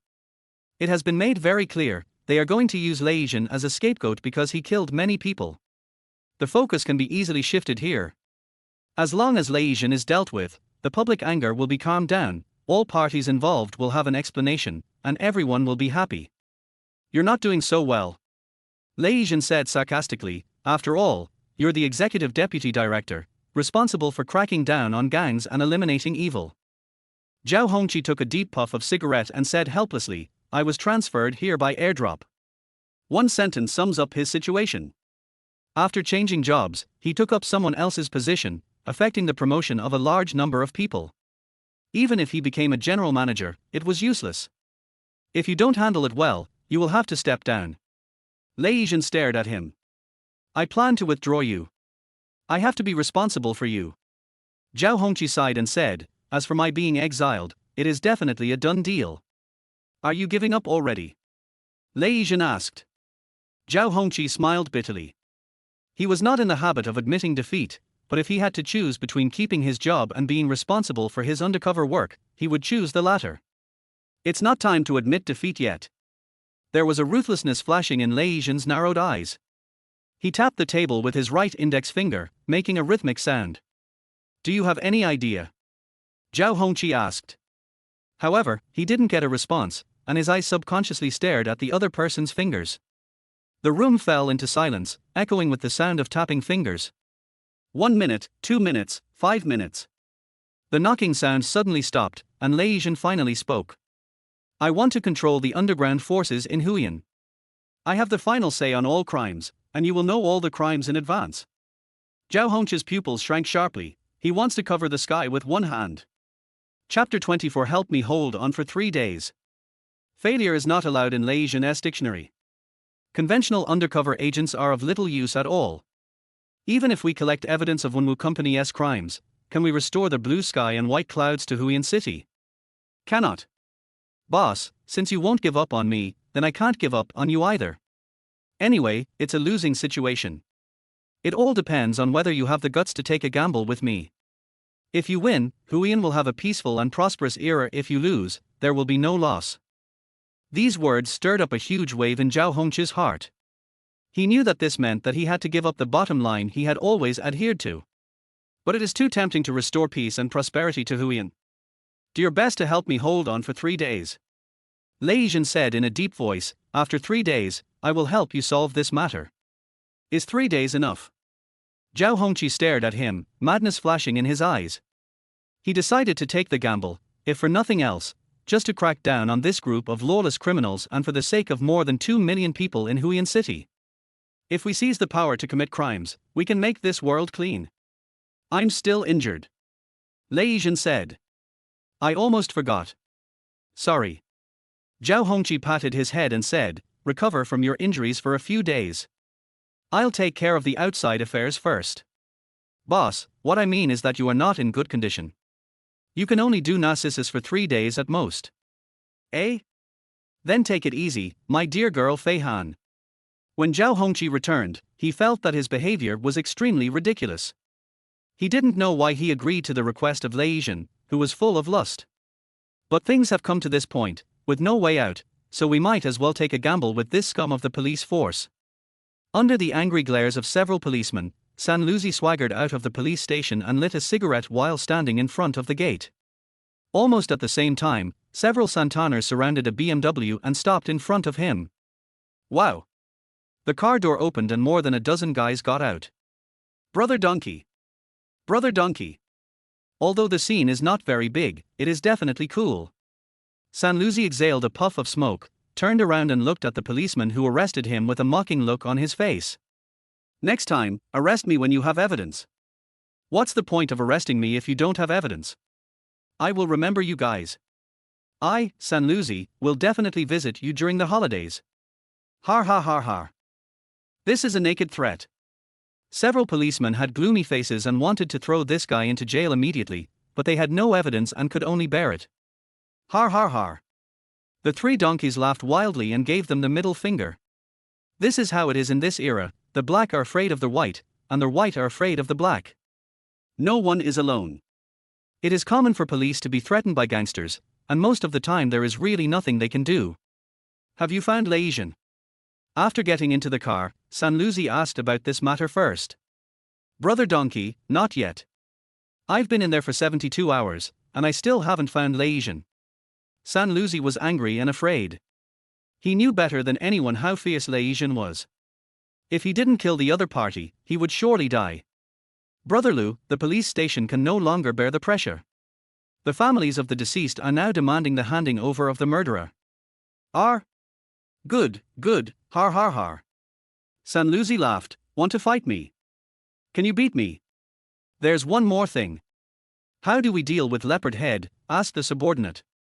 When he heard the name, San Luzi's face suddenly turned ferocious. "The one who dares to betray me has not yet been born. Follow the rules." "Yes." The 3 donkeys stayed for 72 hours and returned home safely. Yang Wu also stayed for 72 hours and returned home safely. Their younger brothers will take the blame for them, and their protectors will help them to get away with it. This was the chaotic year of 1995. What was black was definitely black, but what was white was not necessarily white. In short, anything was possible in this barbaric era. Shuhua Town, Han Shuixian's home. Lei Zhen's injuries have improved a lot, thanks to Han Shuixian's daily careful care, who gave him whatever tonic he could. She ate for turtles in 3 days, which made Lei Zhen suspect that the young widow had ulterior motives, although he also enjoyed it. Brother Zhen, I can't do it anymore, I really can't do it anymore. I'll let you feed me turtle, I'll let you feed me turtle. Please just spare me, woo woo. Han Narcissus's crying and pleading could be heard from the bedroom, but it was of no use. The more she cried, the more it aroused Lei Zhen's possessiveness. After more than half an hour, it finally became quiet inside. But this was just an appetizer, the evening wasn't even here yet and he still had the whole day ahead of him.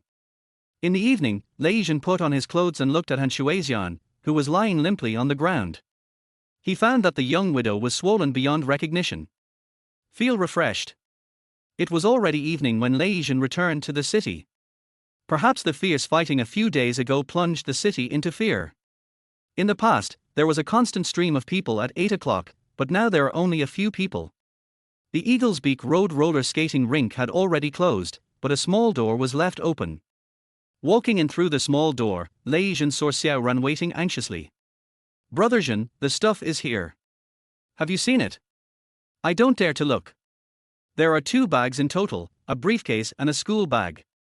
Taking the briefcase handed over by Xiao Ran, Lei Zhen opened it in front of him and took out a pistol, 2 magazines and a silencer from it. Seeing this thing, Xiao Ran was frightened and quickly covered his mouth. Afraid? Lei Zhen said, you'll get used to it in the future. Go home quickly. Oh. Watching Xiao Ran leave in shock, Lei Zhen put the gun on his waist, opened the school bag on the ground, and took out a handheld DV from it.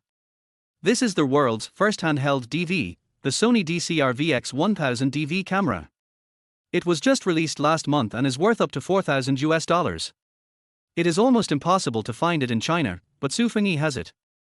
After Lei Zhen adjusted the camera, he stuffed it into his school bag, put it on his back, took a taxi and headed straight to South City, getting off at Lima Town. He put on his hat and walked down the street.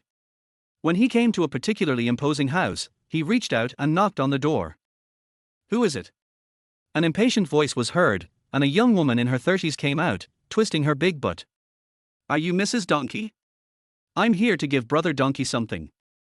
Lei Zhen took out a DV and said, this is the Sony DCR-VX1000 DV that was just released last month. It costs $4,000. You can use it to shoot anything. This is something new. The young woman immediately smiled, walked across the small courtyard and opened the door. It's so expensive. Your brother is out drinking and won't be back until later. Hey, is this what the movie was made about? Right. Come in and sit down, har har. Following the young woman into their house, Lei Zhen saw San Luz's 2 children lying on the sofa watching TV, and there was no one else. How do you use this thing? The young woman urged, open it and show it to me. This is the first time I've seen anything like it. Are you really Donkey's wife? These 2 children are. Lei Zhen said. Nonsense, have you seen me? This is my son. The young woman said impatiently, hurry up and bring this thing over here, you are such a jerk. Confirmed. Lei Zhen pulled out his gun and put it against her forehead. Chapter 25, The disaster does not affect family members. San Luzi was particularly happy today. He had 3 rounds of drinks in a row and spent 5 minutes venting his sexual desire on the 2 young sisters. Then he went home under the escort of his younger brother. Honey, I'm back. No matter how powerful they are, they can only lock me up for 72 hours. I have a background, har ha har har. The drunk San Luzi walked in and the moment he turned on the light he saw his wife tied to the sofa with her mouth wrapped in tape. Wife. He saw Lei Zhen's face and the black muzzle of the gun. Thunder. The 3 donkeys sobered up instantly, their hair stood on end and cold sweat oozed from their foreheads. Brother Donkey, we meet again, har har. Lei Zhen's smile was harmless, using the same opening line as when his opponent was slashing at him, but it was not arrogant at all, just sinister. Don't touch my wife and children. Don't let my family get hurt. Lei Zhen, you are being too mean. I, San Luzi. Before he could finish his words he was kneeling on the ground because a gun was pointed at his head. Brother Zhen, let's talk it over. Just tell me how much money you want. I was wrong this time. I, Sanluzi, will never go against you in the future. For Brother Cat's sake, please be magnanimous and forgive me this time. A man of insight is a wise man. Sanluzi's mind was full of Lei Zhen's methods, whether it was in Lao Mao's restaurant or the horror of picking people's heads with a knife a few days ago. Cold sweat began to flow down his forehead. It's true that the family should not be spared from disaster. I, Lei Zhen, am not the kind of person who would kill everyone. Lei Zhen put away his gun and said, Brother Donkey, you are a smart man. Just do as I say.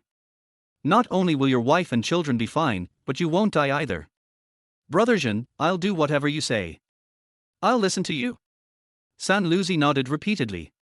He knew that the other party was not so kind, but now his wife and children were under control, so he could only find ways to delay time.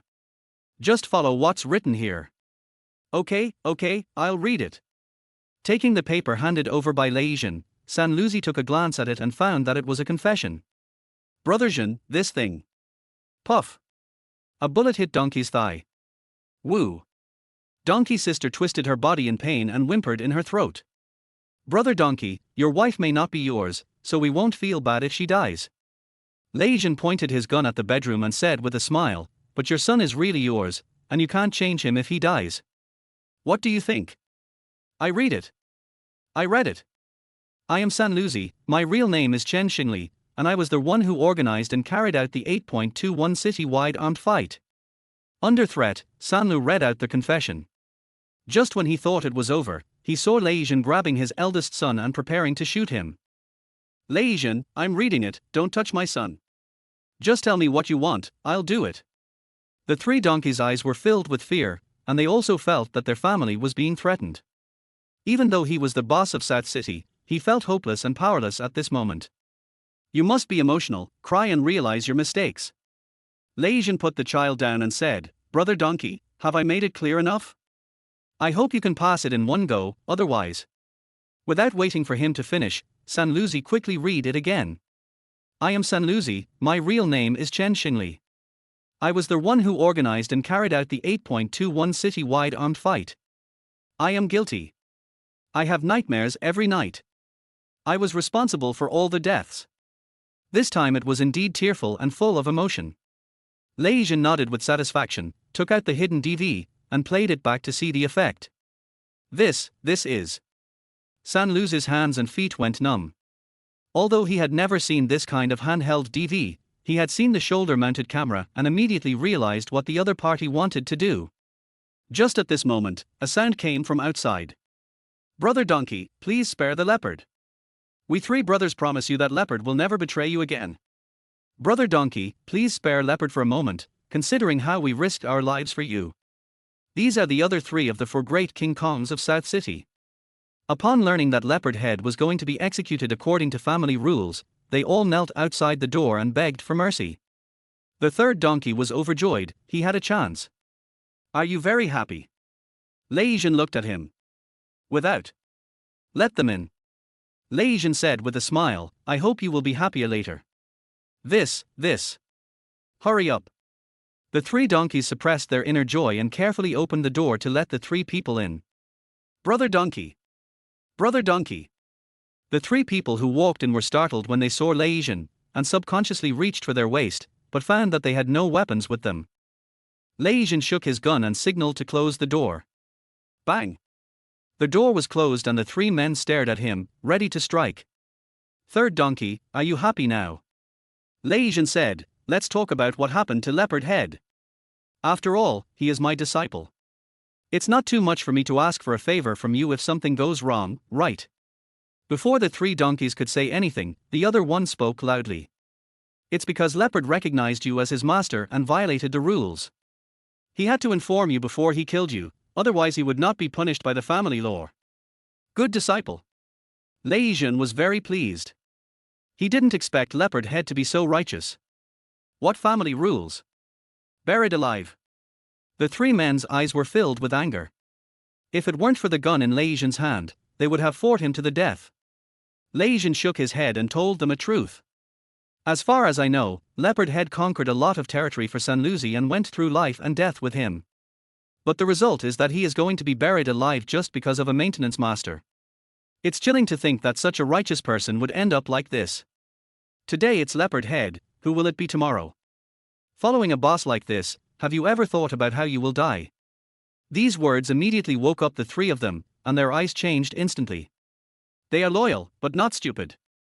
Although Leopard Head was wrong in this matter, San Lucy was a bit too much and had no regard for the old friendship at all. Don't listen to his nonsense, I just want to teach Leopard Head a lesson. San Lucy said anxiously, how could I really kill him? Arbin, don't you believe me? How have I treated you all these years? He really didn't want to kill Leopard Head, he just wanted to teach him a lesson and scare other people at the same time, but it seemed useless to say it now. Seeing the three men's eyes changing again and again, the three donkeys became anxious. But Lei Zhen didn't let him speak and directly stuffed the gun barrel into his mouth. The gun is in my hand. Whoever I want to die must die, including you. Lei Zhen said to the three people, but Leopard Head is my apprentice, and you are his sworn brothers. This makes it difficult for me to do this, so I decided to give you a chance. Chance? The three men looked very unhappy, but they all joined in the pursuit. They knew how terrifying Lei Zhen was. Not to mention holding a gun, even if the other party was unarmed, they might not be his opponent. The other side wanted to kill the three donkeys, and they saw it and came in, and they were afraid they would not be able to escape death. Kneel down and kowtow to me, and I will spare your life. Lei Zhen pulled out the barrel of his gun and pointed it at the three men. Bullshit, can you let us go? Abin shouted, I was the one chasing you with a gun. Lei Zhen smiled, do you have any choice? Why not take a gamble? What if you win? My words are here. Kneel down and become my disciple. I will not hold you accountable for what happened in the past, because I am Lei Zhen. The three of them looked hesitant, not knowing whether they should believe it or gamble.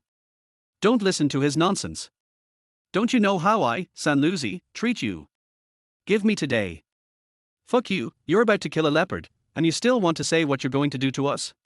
You go out in a BMW and we go out in a van, and you still have the nerve to say that. Abin was furious. He gritted his teeth and knelt down. Brother Zhen, I, Abin, have made a bet. Master, even if you kill me, I will accept it. He kowtowed 3 times to Lei Zhen without hesitation, and the 2 brothers beside him also knelt down and kowtowed. Master! Master! The 3 donkeys collapsed to the ground, no longer happy. Chapter 26 Nancheng changes his surname to Lei. This was an unexpected surprise. Lei Zhen didn't expect that he would also capture the other 3 Vajras of Nancheng. This was very pleasing. Do it cleanly. As Lei Zhen spoke, the 3 donkeys were sentenced to death. Lei Zhen, you are so ungrateful. You promised to let my wife and children go. You can have whatever you want. All my money and all my businesses are mine. I'll give them all to you. Can you please let us live? I swear, I will take my wife and children away tonight and never show up again. The 3 donkeys were angry and afraid. They swore and even thought to themselves, as long as I can leave alive today, I don't care about anything else and will never come back. Brother Donkey, you are also an old bastard, you should be sensible. Lei Zhen said indifferently, if you die, won't these things also belong to me? Don't harm my family. It's okay to kill me. I just ask you to let my wife and children go. Hee hee. Lei Zhen smiled and walked out with the DV. Lei Zhen, fuck your mother, you will die a miserable death. It was useless to beg for help, so the 3 donkeys roared and cursed. If the 3 of them can betray me today, they will betray you sooner or later. Abin, listen to me, you 3 traitors, you will die a more miserable death than me. San Lucy, reunite with your wife and children in the underworld. Don't blame me, Abin, for being ruthless. Have you done enough to exterminate entire families? You even spared an 8-month-old baby. This is your karma. The house was engulfed in flames, drowning the 3 donkeys. San Lucy's family of 4 all died in the fire, and from now on there is no more San Lucy in South City. After doing this, Abin and the other 2 stood in front of Lei Zhen. I am not afraid of any betrayal, and I don't care if you betray me in the future. Master, we swear we will never betray you. Lei Zhen doesn't believe in oaths, because loyalty and betrayal are false propositions in themselves. As long as the chips are given enough, even the best brother will stab you in the back, let alone a half-time apprentice. All of San Lucy's property will be divided equally among the 4 of you. Lei Zhen said. Master, this won't work. They all belong to their master. Lei Zhen's smile disappeared, his eyes became cold and ruthless, making the three people terrified. Does my words not count? That's not what I meant. Gather all the brothers, go and rescue Leopard Head first. Nancheng must be named Lei tonight. Yes. Abin and the other two did not dare to have any extra thoughts. They immediately called their younger brothers to rescue Leopard Head, and then began to sweep all the places in South City. Gold Coast KTV, the furious Leopard Head rushed in with hundreds of people. Brother Leopard, what are you doing? From tonight on, Nancheng's surname is Lei. Leopard Head, how dare you? Puff. Puff. Puff. With a sharp move, he chopped the boss in charge of the KTV into a bloody mess. Listen, from tonight on, Nancheng's surname is Lei. Leopard Head glared fiercely and said, those who obey my master will prosper, and those who disobey my master will perish. The boss is dead and no one dares to move. At the same time, Abin and his men were also quickly sweeping other places. Listen to me clearly, from tonight on, Nancheng's surname is Lei. Those who obey my master will prosper, those who defy my master will perish. Kill them. South City was plunged into a bloodbath, people were hacked to pieces the entire night, and in one fell swoop the power of the three loyal donkeys was completely destroyed. As for the younger brothers, they did not dare to resist and chose to surrender. They knew that the situation in South City had changed, and from tonight onwards it would belong to the ruthless Lei Zhen. The deputy captain of the South City Security Brigade rushed into Su Liuhua's office in a hurry. Sixth brother, there's another fight, we have to deal with it quickly. A gunfight? I haven't heard about it. Su Liuhua took a sip of tea leisurely. Lei Zhen has come back to kill me. I don't know how he has taken over the Farvarger kings. He's been killing Sanlu's henchmen everywhere. Is it true? Su Liuhua stared at him. Well. Sixth brother said there is definitely no such thing. The vice captain came to his senses. Lei Zhen is the sworn brother of Lao Mao from the textile factory, and sixth brother is Lao Mao's younger brother, so this did not happen. Go back to bed. Okay, sixth brother. There is nothing happening in the South City tonight, but there is an explosion in the West City. An explosion occurred in Yanwu's family in Shichen, and the entire family was killed in the blast. The next day, the two videos were broadcast closely on local TV stations. One part is Sanlu's regretful confession, and the other part is Yanwu's tearful repentance. Then the relevant departments issued a notice. The gang leader Sanluzi and Yanwu planned a bloodbath in Hui'an City, and because they felt that they could not escape legal punishment, they chose to commit suicide. In this era of closed public opinion, ordinary people who see the news will not doubt anything else. These two gang leaders have confessed their crimes on TV, so it must be true. I knew these two bastards would be lucky if they committed suicide. My poor son was killed by them. Please ask the government to help us. The crowd was so excited that they wanted to bring the two men back to life and then shoot them dozens of times. The public opinion wars of later generations will beat everything in this era. At this point, Lei Zhen and Zhao Hongqi turned defeat into victory. Even if some people have doubts, it doesn't matter. The explanation that the people want has been given, and the explanation that the superiors want has also been given. The case should be closed, and meritorious service should be given. Everyone is happy. Well done. I have a good eye. Zhao Hongqi was overjoyed.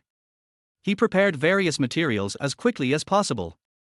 Not only did he have to give an account of all aspects, but he also had to use this opportunity to gain a firmer foothold in Hui'an. The tide comes and goes.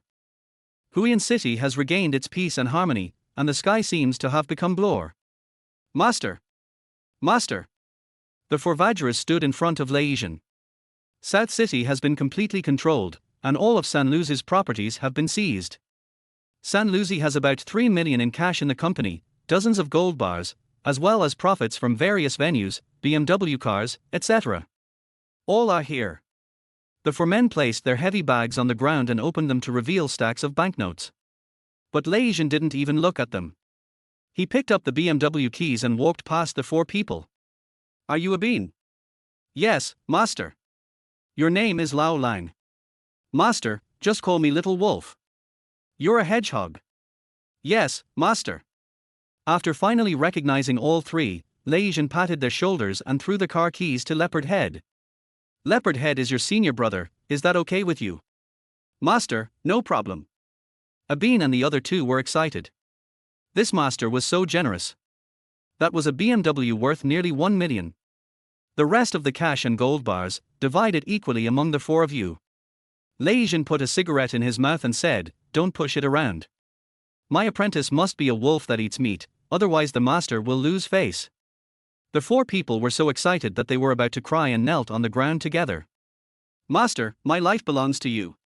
You can ask me to kill anyone without hesitation. Even if you ask me to die, I won't even blink an eye. Each of them will get more than 1 million. This was in 1995, when people with a monthly income of 10,000 yuan were still considered awesome. This amount of money was enough to make them go through fire and water. Chapter 27 I Don't Eat Leftovers. The structure of Hui'an City was disrupted by violence, and South City became Lei Zhen's territory overnight, which shocked the other bosses. How is that possible? This guy is only in his 20s. Why does he have the right to be the boss of South City? When something is abnormal, there must be something wrong. The bosses of other areas in Hui'an were all full of speculation and sent people to celebrate, wanting to find out who was behind this guy. But Lao Mao had no doubts. He had seen how experienced his sworn brother was, otherwise how could he become sworn brothers with a little kid? Now it seems that his vision was correct, but he did not expect Lei Zhen to take over Nanchang so quickly and so ruthlessly, leaving no chance for anyone. As for Gao Wu, he immediately asked Lao Ke to go to South City to issue an invitation. Brother, you are awesome. Do you know how I've been spending the past few days? I've been floating around, har har. Lao Ke's attitude changed again. This time he didn't even consider himself the elder brother, because this younger brother had become the big brother. Brother, please don't go to the red light district and cause trouble, okay? Lei Zhen joked. When the golden gun came out, they all drooled. I mean, stop hurting yourself. It's time to find a girl to live with. If you get sick one day, you'll be in trouble. I always wear 3 condoms. Old K grinned. He also wanted to find a wife, but he had no money in his pocket. Which good girl would be willing to be with him? Brother, let me give you 2 a place. Give us a place. Old K was stunned and his eyes suddenly turned red. He thought that his younger brother's attitude towards him would change after he became the eldest brother, but he didn't expect that he would still call him brother all the time and was about to get beaten up twice. Brother, I'm not greedy. Lao Ke rubbed his eyes and said, it's enough that you have this intention. I don't want the place. He is indeed not greedy, what he values is friendship. But Lei Zhen was not a heartless person. Old K knew that he had provoked Yin Wu and that Yin Wu was no longer in Hui'an, so he had to collect some money and give it to him so that he could escape. No one else can match this kind of friendship. Abin, pick the 2 most profitable places, give my brother a share, and take a cut from my share. Yes, master. No, absolutely not. Seeing that Lao Ke was still trying to refuse, Lei Zhen immediately changed the subject. Brother, what do you want to see me for today? Brother Wu is hosting a banquet tonight, please come over. Then I definitely have to go, har har. It's not surprising at all. If Gao Wu still acted arrogantly at this time, he would be a bit stupid. After all, his younger brother's younger brother had captured Nanchang. Gao Wu brought 2 core members of the company and held a banquet in the most luxurious box of the Xiangjiang Hotel. He was very surprised by Lei Zhen's abilities and methods. The most valuable thing was that he accurately grasped the needs of relevant departments, to appease public anger and give an explanation. Not everyone has this vision, but when it happens to a 19-year-old, it feels too unreal. Who is behind him? The same questions also surrounded Gao Wu. At 7 o'clock in the evening, Lei Zhen walked in on time. Brother Wu, Brother K. He greeted them with a smile and nodded to the 2 people next to him. Come on, sit next to me, hee hee. Gao Wu stood up and greeted them warmly, then expressed his dissatisfaction to the 2 core members. Call someone, what are you standing there for? The 2 of them quickly stood up. Brother Zhen. Brother Zhen. The titles of these 2 people have confirmed Lei Zhen's status in the martial arts world. Hey, don't be so polite. Lei Zhen waved his hand and said, I'll just sit next to Brother K so I can toast to Brother Wu and you guys later, har har. Okay, we are all brothers anyway, har har. Gao Wu adjusted his glasses and smiled happily. After Lei Zhen sat down, he asked the waiter to open the wine. Lei Zhen, this is Remy Martin that I have treasured for many years. I am willing to take it out and drink it just because you came today, hee hee. Thank you, Brother Wu, for your kindness. Brothers, you're welcome. Come on, let's raise a toast to celebrate Lei Zhen first. The atmosphere was harmonious as they toasted each other and chatted with each other. The two core members of the company kept praising Lei Zhen, saying that he was young and promising, brave and invincible. Who doesn't he like to hear nice words? Lei Zhen listened to good words, drank good wine and ate good food. He was very friendly and open with everyone present, and seemed to be very innocent. Lei Zhen, why don't we do it now? Gao Wu said with a smile, originally this should have been done before, but I had acute appendicitis, so it was delayed. By la ba means to become sworn brothers. The rules in the mainland are much fewer than those in Hong Kong Island. Most of them do not have the concept of gangs. If you want to recruit someone, you have to become sworn brothers. There were no more gangs after the Green Gang, so things weren't so complicated. Brother Wu, is this appropriate? Lei Zhen put down his chopsticks and lit a cigarette. Of course it's appropriate. You conquered the entire South City for us. Gao Wu said with a smile, after you pay homage, you will be a legitimate big brother. The others followed suit. Brother Zhen, we have to listen to whatever you say from now on. That's right. I dare say that it won't be long before the entire Hui'an belongs to Brother Wu and Brother Zhen, har har har har. Old K next to him was even happier. Just as he was about to speak, he felt his thigh being pinched and he grimaced in pain. Brother, what's wrong? Lei Zhen ignored him and smoked slowly. Neither say worship nor say no worship. Except for Old K, the other three were smart and realized that it was time to negotiate terms. Brother Wu, Brother Zhen has taken over South City. Our territory has expanded a lot. Should we give Brother Zhen a reward? Yes, yes, yes. Brother Zhen is the boss now, so he must have everything he needs.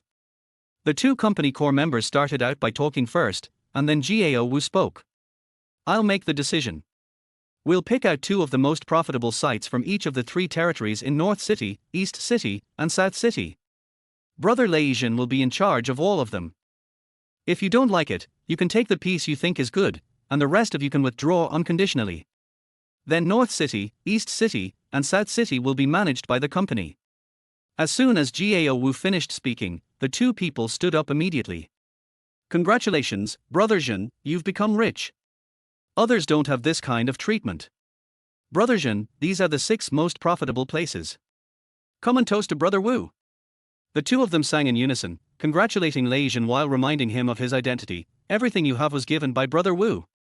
Oh, it's pretty good. Lei Zhen put out his cigarette, sighed, and looked up at Gao Wu. Brother Wu, do you remember the first time we met? I asked you which one you should eat, and you said. It was no more than a week since they first met, so of course Gao Wu remembered it. I said that as long as you cook well, I will let you eat as much meat as you want. I, Gao Wu, will never go back on my word, har har. Gao Wu said with a smile. But you left me leftovers. Lei Zhen shook his head and said, I don't eat leftovers, so I was hungry that morning. There was silence in the room, and the atmosphere suddenly became tense. Gao Wu stared at Lei Zhen, and the two people beside him also stopped smiling. Seeing this, Old K quickly tried to smooth things over. Brother Wu, Lei Zhen drank too much. Don't blame me if he said something wrong. We are brothers. Bang! Gao Wu slammed the wine glass on the table, and his squinted eyes, reflected by the lenses, gave people an extremely cold feeling. Bang! Lei Zhen threw the cup directly. Lei Zhen, do you want to rebel? Who do you think you are, if you don't want to show your face? Angry shouts rang out, because throwing a cup means falling out.